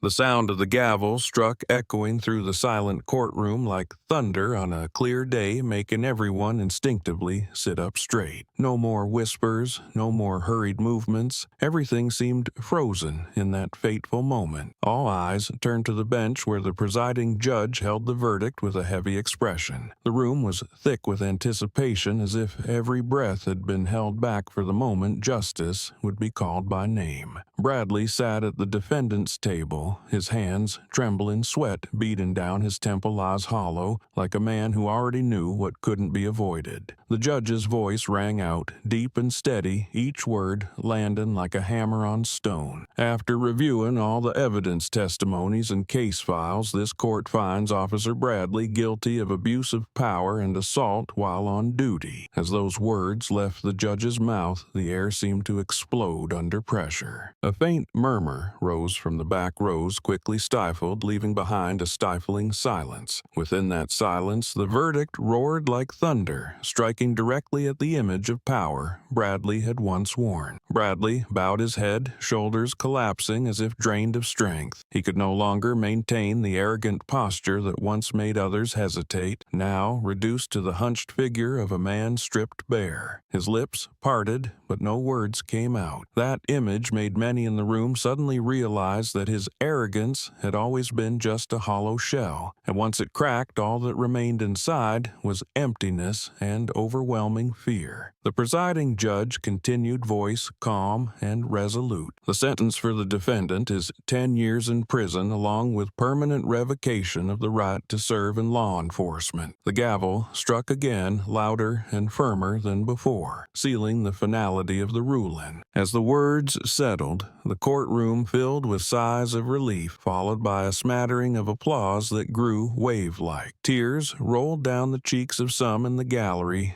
not only from relief but because they had witnessed justice being affirmed with such force for the first time. In the crowd, a few people stood clutching hands, murmuring prayers. In the press section, reporters hurried to record every word, cameras flashing nonstop to capture each second. A breaking story was about to go out, telling millions outside that the verdict had been delivered. Evelyn sat still. Her expression showed no triumph, only calm. Her hands pressed against her lap as if anchoring herself. She knew this verdict didn't erase what had happened, but it was a declaration that justice still had a place in this world. Bradley was escorted out of the courtroom by police, his hands cuffed, his feet heavy as if unwilling to move. Flashing lights surrounded him, reporters shouting questions, but he kept his head down, face obscured by shadow. That image stood in stark contrast to the crowd outside, still chanting slogans as if the courtroom doors had split two worlds apart. On one side, the voice of justice. On the other, the downfall of a man who once believed he stood above the law. And in that moment, everyone understood that today's verdict wasn't just for one man, but a warning to an entire system that had allowed abuse of power to persist for too long. Right after the final gavel fell, the courtroom, which had held its breath for hours, suddenly erupted. Applause thundered cheers mixed with choked sobs, blending into a sound full of emotion. People in the back rows jumped to their feet, many raising their hands as if to touch a historic moment. A middle-aged woman wiped her eyes, shoulders trembling as she witnessed the verdict delivered with finality. In another corner, a young student cried not from sorrow but from a reignited sense of hope. Each clap echoed like a drumbeat, affirming that justice was no longer a distant concept. It had taken shape here in this very room. Bright lights illuminated the faces of those carrying a whirlwind of emotion. Some embraced, whispering that truth had finally prevailed. Elderly spectators sat silently, eyes misty with relief after following the case for days. Reporters typed furiously the first lines about the fateful verdict being sent out to newsrooms ready to spread across television and social media within minutes. The atmosphere in the courtroom felt like a great river had just broken through a dam, flowing freely with all the energy long held back. In that moment, Evelyn Carter sat quietly in the front row, her hands folded neatly in her lap, eyes bright yet calm. She didn't cheer, didn't cry, only offered a soft smile like a silent thank you to all who had stood up for the truth. She knew the road ahead was still long, but for today, for this moment, justice had been rightfully named. Her composure amid the emotional tide made her image even more of a grounding force, a steady reminder that sacrifice and loss could still carry meaning. Bradley was led away, but the focus no longer belonged to him. All eyes turned to the verdict, to the message it carried. Voices filled the room, conversations emphasizing that this moment would be remembered not just as a trial, but as a turning point. A veteran reporter stood up, microphone in hand, voices trembling. Today, justice is no longer hidden. The sentence echoed, repeated by many, quickly turning into a resounding chant as the crowd spilled out of the courtroom. Outside the courthouse gates, the crowd that had waited for hours erupted into cheers as news from inside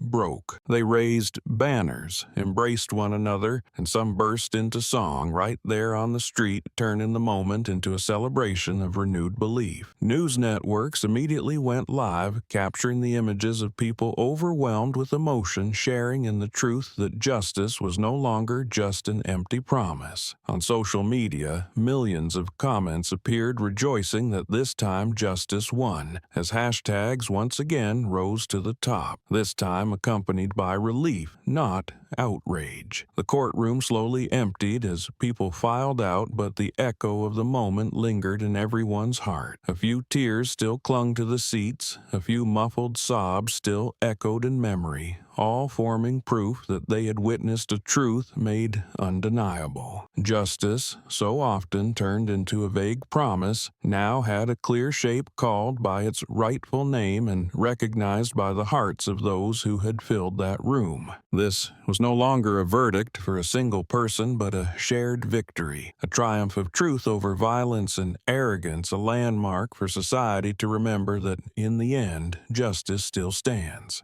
As the sun disappeared behind the tall buildings, the national evening news opened with powerful footage from the courtroom. The punch during the trial, the verdict against Bradley, and the tears shed in the courtroom were replayed over and over each frame, leaving millions of viewers across the country in silence. People watching from city apartments to rural homes, from upscale living rooms to small diners, stopped what they were doing to follow the story. It was no longer just a single case. It had spread nationwide, becoming the focal point everyone had to talk about. The anchor's voice was firm, each word sharp as a blade. A police officer has been convicted for abuse of power and assault inside a courtroom, a case that has ignited public outcry and raised serious questions about the justice system we rely on. As the statement ended, the broadcast cut to legal experts brought in for analysis. They didn't hedge, didn't shy away, but directly pointed out that the Bradley case was not an isolated incident. An elderly professor, hair white but voice strong, emphasized, "This is the result of a culture that enables unchecked authority, where silence is worn like armor to protect wrongdoing. Without reform, there will be more Bradleys." Viewers across the country were drawn in by every word because the discussion touched on suspicions they'd long held but rarely heard voiced. A younger expert, a former human rights attorney, added, "Justice only holds value when people believe it doesn't discriminate by skin color, status, or uniform. Today's verdict against Bradley is a beginning, but if it stops here, it will be nothing more than fresh paint on a cracked wall." Those remarks sparked another wave of debate because the audience understood this story didn't end in the courtroom. It was a wake-up call for the entire system. The segment that followed took viewers to public squares where crowds still gathered, where chants hadn't yet faded. Young faces, eyes filled with resolve, filled the screen, showing that the strength of the community didn't just exist online, it had spilled into real life. Footage of hastily written protest signs, people embracing and crying after hearing Bradley's sentence, was paired with the commentary. This is when people realize their voices matter,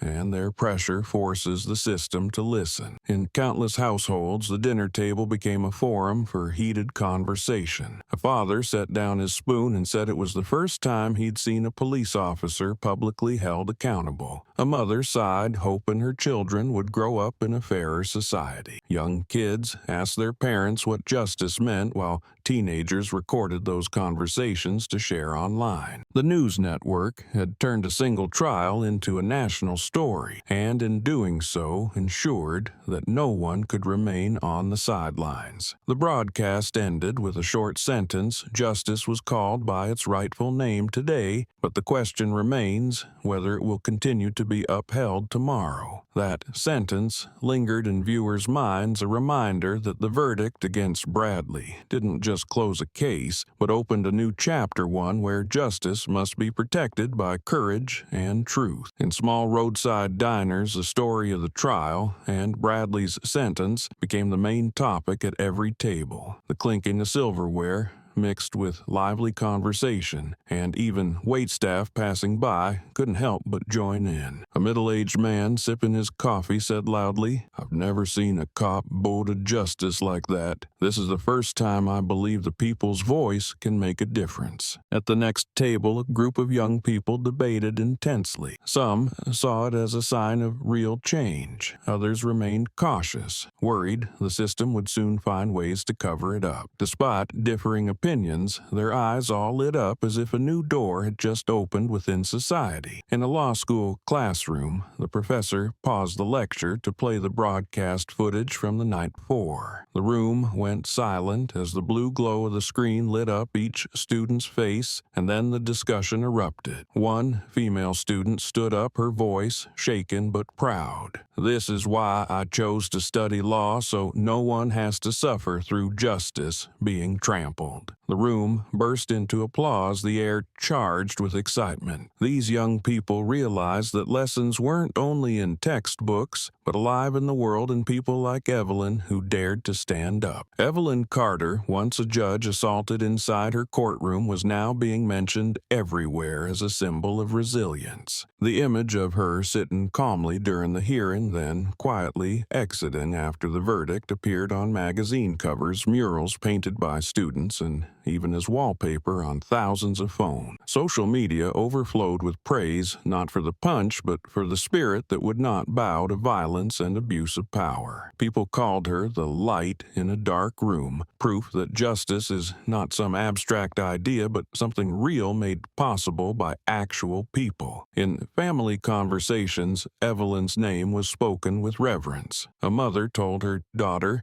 "Look at her. That's a role model you can follow." The child nodded, her eyes gleaming, as if etching that image into memory. In a student cafe, sketches of Evelyn, alongside the quote, "Justice needs no one to twist it just to show off their power," were pinned to the wall, becoming a spot where many stopped to take pictures. Evelyn never sought fame, but through her actions and calm strength, she became a symbol no one could ignore. As the story continued to spread, it became clear that Evelyn was no longer just an individual in a single case, but the embodiment of courage and conviction. She walked out of the courtroom as a representative of millions of voices once silenced, and now that image lived on at dinner tables and classroom lessons, and in the shared belief that justice, when protected, can illuminate an entire society. Inside the large meeting room of the police department, thick curtains were drawn tight and pale fluorescent lights cast a harsh glow over the long table covered in documents. The air was stiff. No one dared to breathe loudly because everyone understood this meeting was unlike any before. Footage of Bradley's conviction was still dominating headlines, and public anger was now directed at the very force once seen as a protective shield. The highest-ranking officer sat at the head of the table, hands clasped, voice heavy. "We can't pretend nothing happened. It's time to reevaluate our entire training system." That sentence shook the room because it meant admitting the foundation they had long relied on was full of cracks. A list was presented detailing years of complaints about violent behavior once tucked away in archives, now laid bare as evidence of a breakdown in discipline. Each number read aloud was like a blade cutting through the wall of silence, making several officers lower their heads, avoiding each other's eyes. A few seasoned members winced, feeling a sense of loss because dissecting the system meant exposing their own failure. But no one objected because everyone knew the pressure from outside was too immense. There was no more room to delay. In that atmosphere, a young officer, his face still tense, suddenly stood up. His voice trembled slightly but rang clearly through the room. "We're afraid of the very power we hold." Heads turned surprised. He continued, fists clenched. "We're given authority to protect, but over time, that power became a shield to hide mistakes. We're not afraid of facing the public. We're afraid because we know that one wrong move turns us into abusers." And Bradley's case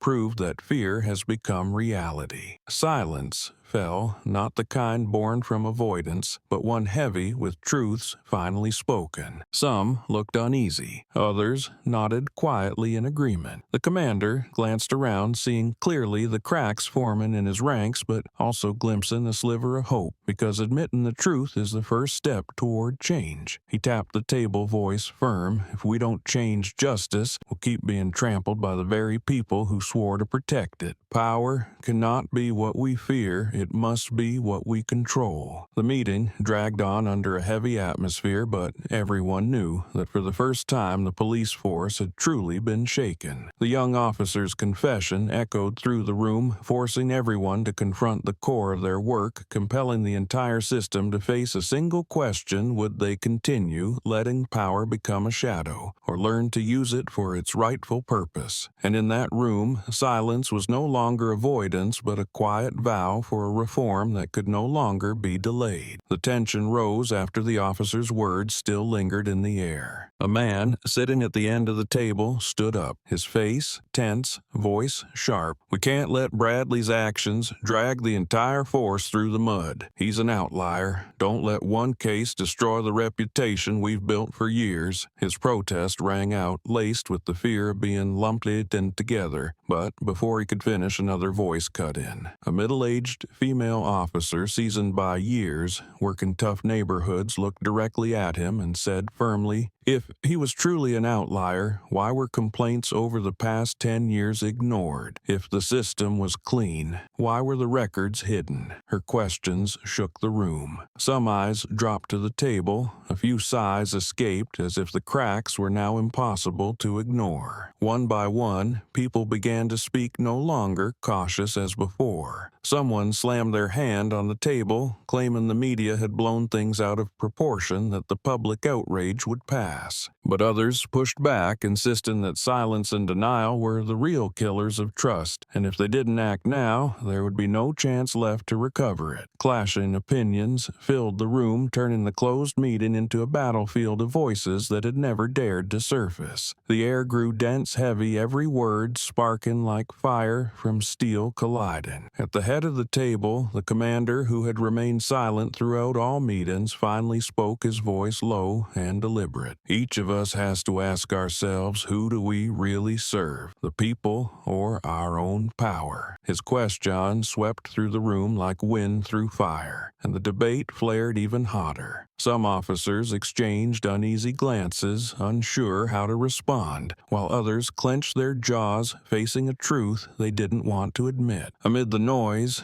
the division was clear now. Two opposing views could no longer hide behind the illusion of unity. As the meeting came to an end, those leaving the room carried with them a heavy burden. Some walked quickly as if trying to escape the suffocating air. Others moved slowly, eyes distant, caught in self-reflection. Within each of them, a fracture had formed, small but beyond repair by familiar slogans. The once solid wall of discipline now showed cracks, and through those cracks, the shaken trust of those in uniform began to spread. The system didn't collapse in a day, but the fractures were enough to signal inevitable unraveling. From now on, every decision, every move would be scrutinized by the public and by those within the ranks themselves. The illusion of unity was shattered, revealing a truth that justice could not be upheld through concealment, and that this force would have to confront the shadows it had long ignored. And so, in that heavy room, a structure once believed to be unshakable began to splinter, marking the start of a long and irreversible transformation. In the vast hall of an international human rights conference, flags in multiple colors fluttered while rows of white lights from hundreds of chandeliers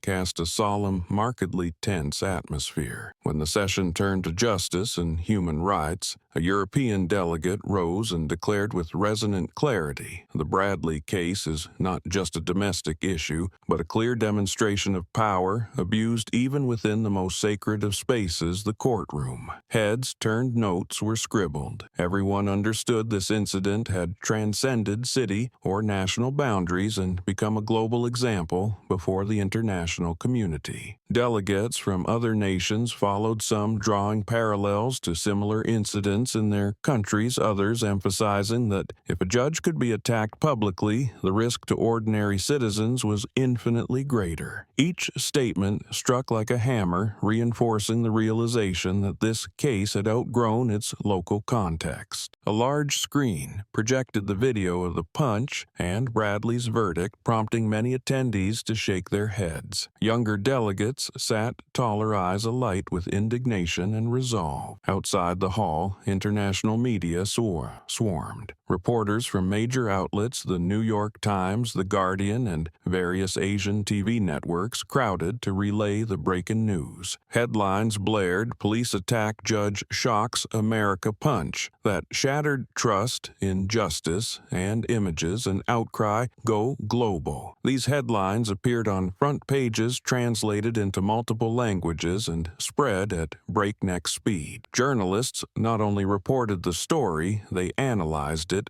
probing its deeper implications and questioning the integrity of systems long taken for granted. In many countries, television channels replayed the footage as vivid evidence of what was being discussed in the conference. Evelyn's unwavering stance in the face of assault and her act of self-defense became central to commentary program. A live analyst from London stated, "This isn't just about a punch, it embodies the challenge to power a voice for communities long oppressed." His words resonated widely, reinforcing that this was not merely a single-nation issue, but a collective lesson for the world. In the evening, broadcast the image of the American flag appeared alongside a bold headline, "Pressure for Reform Mounts." Invited experts stated that when international media report in unison and a human rights summit calls out the case, local authorities have no choice but to act. External pressure has become a mirror forcing the system to change in order to avoid being labeled a violator of human rights on the global stage. And so, from a courtroom session in a small room, the story reached an international platform, becoming a focal point that caught the attention of major powers. Every article, every television segment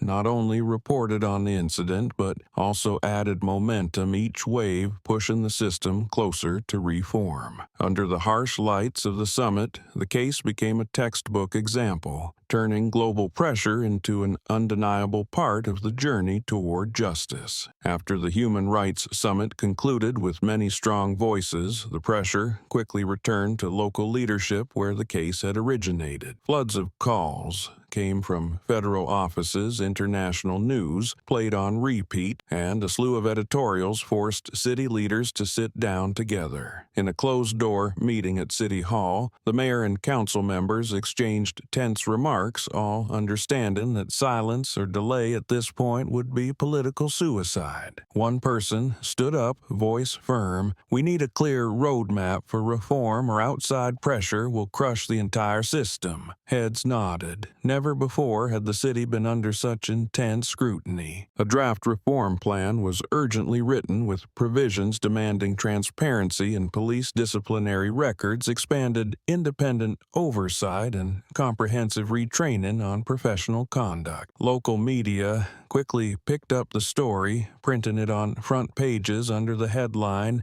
"City Forced to Change." Press conferences followed under blinding flashes, with officials appearing before the public, faces strained, declaring reforms would begin within the year. Though skepticism remained, the announcement at least confirmed that the pressure had triggered real movement. Meanwhile, the global wave didn't stop. In many parts of the world, social movements referenced Evelyn Carter and the case as a shared symbol. In Paris, a group of students hung a banner outside their university that read, "Justice has no borders." In Tokyo, translated articles featuring Evelyn's courtroom words spread widely, sparking debates on power and equality. In South Africa, a human rights organization hosted a forum using the Bradley case to show that cracks in the system are not unique to one nation but serve as a lesson for the entire world. International news networks continued to cover the event, comparing it to incidents in other countries and affirming that modern society no longer tolerates abuse of power. A commentator from the BBC noted, "What happened in a small courtroom has become a global reminder that justice has no borders, and when images are shared, they become a collective force." Those words echoed not only on television but were also widely quoted on social media, attracting millions of shares. Local authorities may take cautious steps toward reform, but it is clear they can no longer turn their backs. More importantly, the story has moved beyond the boundaries of a single city or country. It has become the shared voice of communities yearning for transparency, of people determined to defend their dignity. Justice, from that one punch in the courtroom, has crossed borders and spanned geographical distances to become a guiding light for many societies, proving that once truth is lit, no wall can hold it back. In a small study, the warm, yellow glow of a desk lamp fell softly on pages still fresh with the scent of ink. Evelyn sat quietly at the table, her hands carefully turning the pages of a notebook. Gone were the loud courtroom scenes, the flashing cameras. Only the soft sound of a pen scratching paper echoed through the still air. She was writing down the entire case,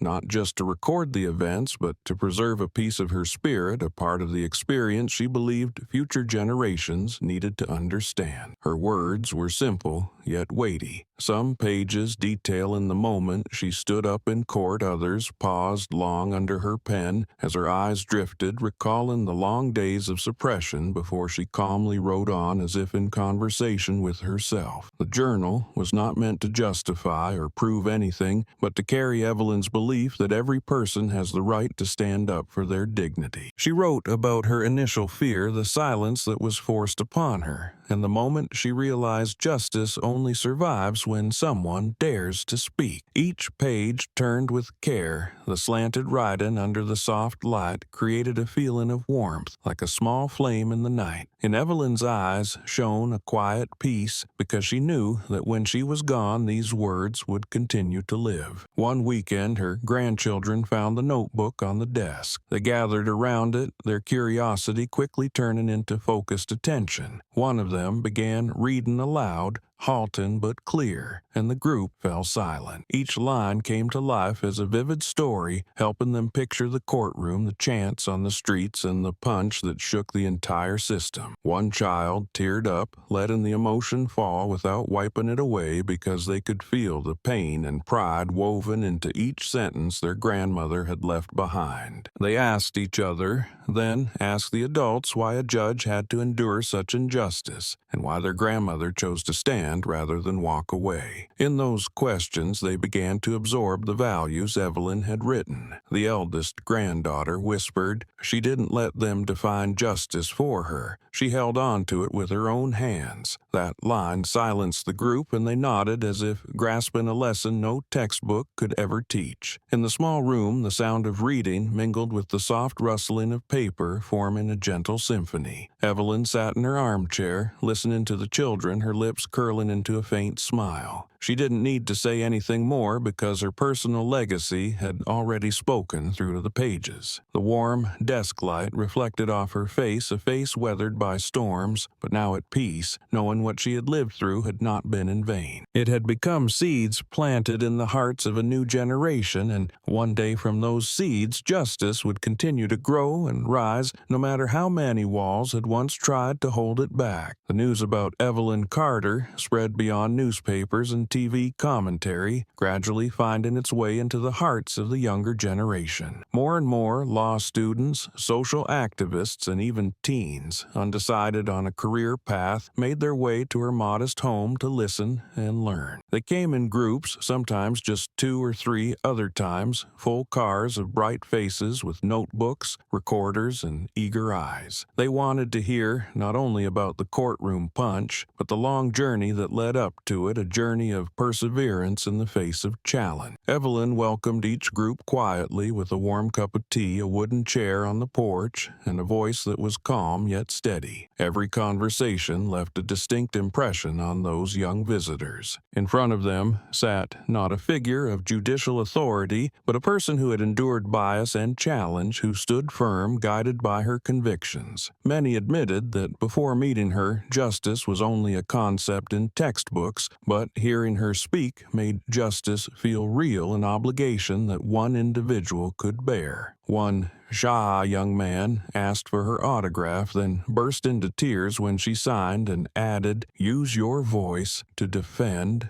what is right." That moment imprinted on him the path he felt compelled to follow. On some late evenings, student groups gathered around her desk to listen to passages from her journal. Evelyn didn't teach in the conventional sense. She allowed them to ask questions and guided them gently from there. Every word she spoke carried weight, not because it was lofty, but because it was rooted in lived experience. The students left with brighter eyes and firmer resolve, carrying a small flame sparked by her. They shared it with friends, posted online, and before long, Evelyn's home became an unofficial beacon for anyone seeking inspiration to stand for justice. Once, when a female student asked if that punch had been the turning point of her life, Evelyn paused long before replying. The punch was just a moment, but that moment came from a long journey. What I'm proud of is not the raised fist, but that I did not stay silent when the truth needed a defender. The group fell silent, and from that day forward, her words were echoed by generations, littering classroom walls, printed on T-shirts, spreading online as a mantra. Justice fears not the punch, only silence. That affirmation became her most profound legacy. It wasn't just for those in the legal profession, but for anyone who had ever hesitated in the face of injustice. Young people read it, heard it, and reminded one another that silence is the same as acceptance, that justice exists when someone dares to speak. And it was that very sentence that kept Evelyn's image from fading with time, instead etching it deeper, leaving a lasting mark in the hearts of the generations that followed. The central square glowed with candlelight and choral, singing thousands of people, packed together yet maintaining a solemn stillness. The night sky draped the city in silence, but below the flickering flames spread like a glowing sea, reflecting on the faces gathered in remembrance. People held banners, photos of Evelyn Carter, and the words that had become guiding principles, retelling the story like a torch passed from hand to hand. The crowd wasn't just honoring one individual, but seeing themselves in the mirror, recognizing the power they had created together from the moment someone dared to speak. In that wave of people, there was an elderly man with a cane folding his hands quietly, and young children sitting on their parents' shoulders innocently holding candles. Each person, regardless of background, felt connected to a story that had grown beyond the boundaries of a single trial. They told each other that justice is not a gift handed down, but the result of persistence and courage. Soft voices whispered, "That punch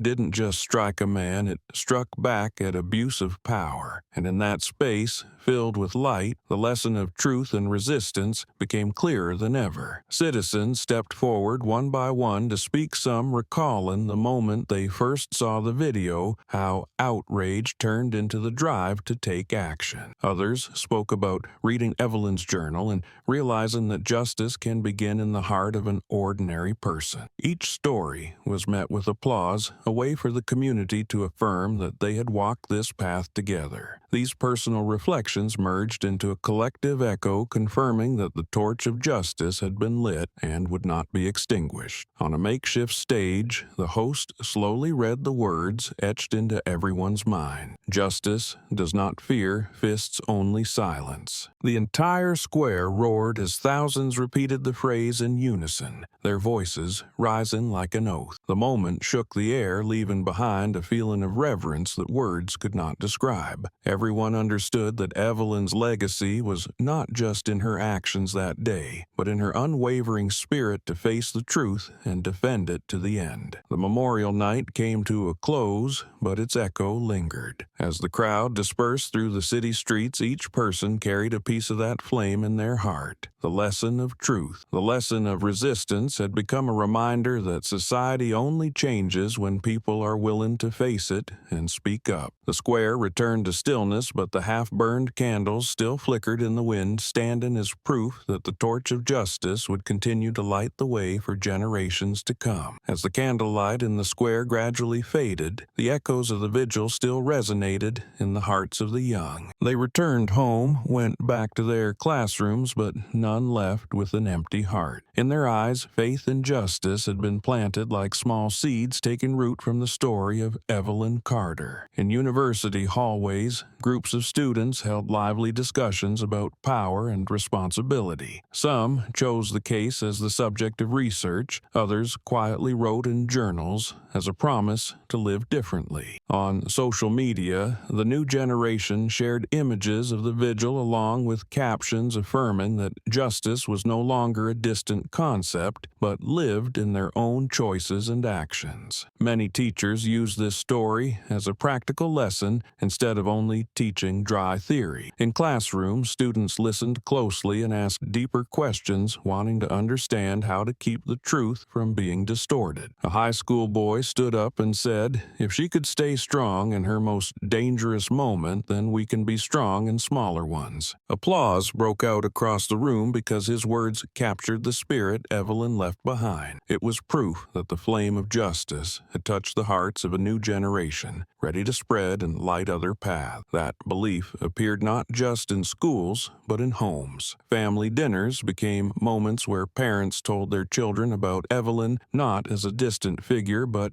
as a model of resilience. Young kids listened wide-eyed, then hesitantly asked questions that made adults pause and think before answering. Each story, each example was a new seed planted so that one day when those children grow up, they will not stay silent in the face of injustice. Evelyn's story may have ended at a specific moment in time, but her legacy did not. Flowed through news articles, documentary clips, and word of mouth, continuing to live in the memory of the community. People didn't just remember the punch that echoed in the courtroom, but the courage of someone who stood up, the unity she inspired, and the lesson that justice survives through voices that refuse to bow. Each time, the phrase "justice does not fear fists." Only silence was repeated. Her legacy was renewed like a torch passed from one generation to the next. And so the story closes not with a period, but with the ever-growing impact Evelyn left behind. From one tense courtroom, it became a movement. From one solitary woman, it became a collective symbol. That legacy will live on in the hearts once stirred by her courage, in the hands of the young, now ready to write the next chapter, and in the enduring belief that justice once planted will keep growing through generations to come. The story closed after long turbulent days, but its echoes still resonate in society like a song that refuses to fade. From the moment Evelyn Carter walked past Bradley's scornful gaze at the courthouse gate to when she sat calmly in the witness stand and watched the final verdict delivered, all of it became a journey not just for her, but for the entire community. People saw clearly that justice could be tested, threatened, but it would not fall if defended by those with courage. Evelyn's bravery, the determination of students, and the quiet voices that dared to rise all connected into a powerful undercurrent that shook a system once thought unshakable. From the solemn courtroom to the crowded square echoing with chants, every link in the chain proved that justice cannot be confined to dry legal texts. It lives in action and resistance when power is abused. Evelyn never set out to be a hero. She simply did what a person who believes in truth must do, and that alone made her a symbol. That punch was not just a reaction. It was the beginning of an awakening, helping millions realize they no longer had to bow in silence. As national and international media covered the story, as discussions filled classrooms and cafes, people understood this was not just a personal incident. It was a mirror reflecting cracks in the system and affirming that reform is a path that can no longer be delayed. Local authorities felt the pressure to change law enforcement had to face its own shadows, and the world looked on as a reminder that justice exists only when upheld by transparency and courage. The legacy Evelyn left behind wasn't found in titles or positions, but in the spiritual strength passed down to the next generation. The journal entries she wrote, the warm conversations in her small home, and her quiet declaration that justice doesn't fear fists, only silence, became guiding words for many young people. They came to her not to worship, but to learn how to stand firm in the face of injustice. From there, belief in justice was planted, grew, and spread like a new forest. The greatest lesson from this story wasn't about a punch or a verdict, but about the power of truth and unity. When one person dares to speak, thousands will follow, and when a community stands together, unjust power must retreat. retreat. It serves as a reminder that every individual, no matter how ordinary, can be a vital link in the chain of preserving justice. And above all, it affirms that justice is not a distant light, but a flame that can be lit by the hands of anyone brave enough to believe and act. So, the story of Evelyn Carter did not end when the trial concluded or when the verdict was announced. It continues to live in the hearts of those who witnessed it, in the chants on the square, in the lessons taught by educators, and in the shining eyes of children learning to believe that justice is real. That legacy will endure because it doesn't just recount an incident, but reveals humanity's ability to turn pain into strength, resistance into belief, and a single punch into a torch lighting the way for generations to come.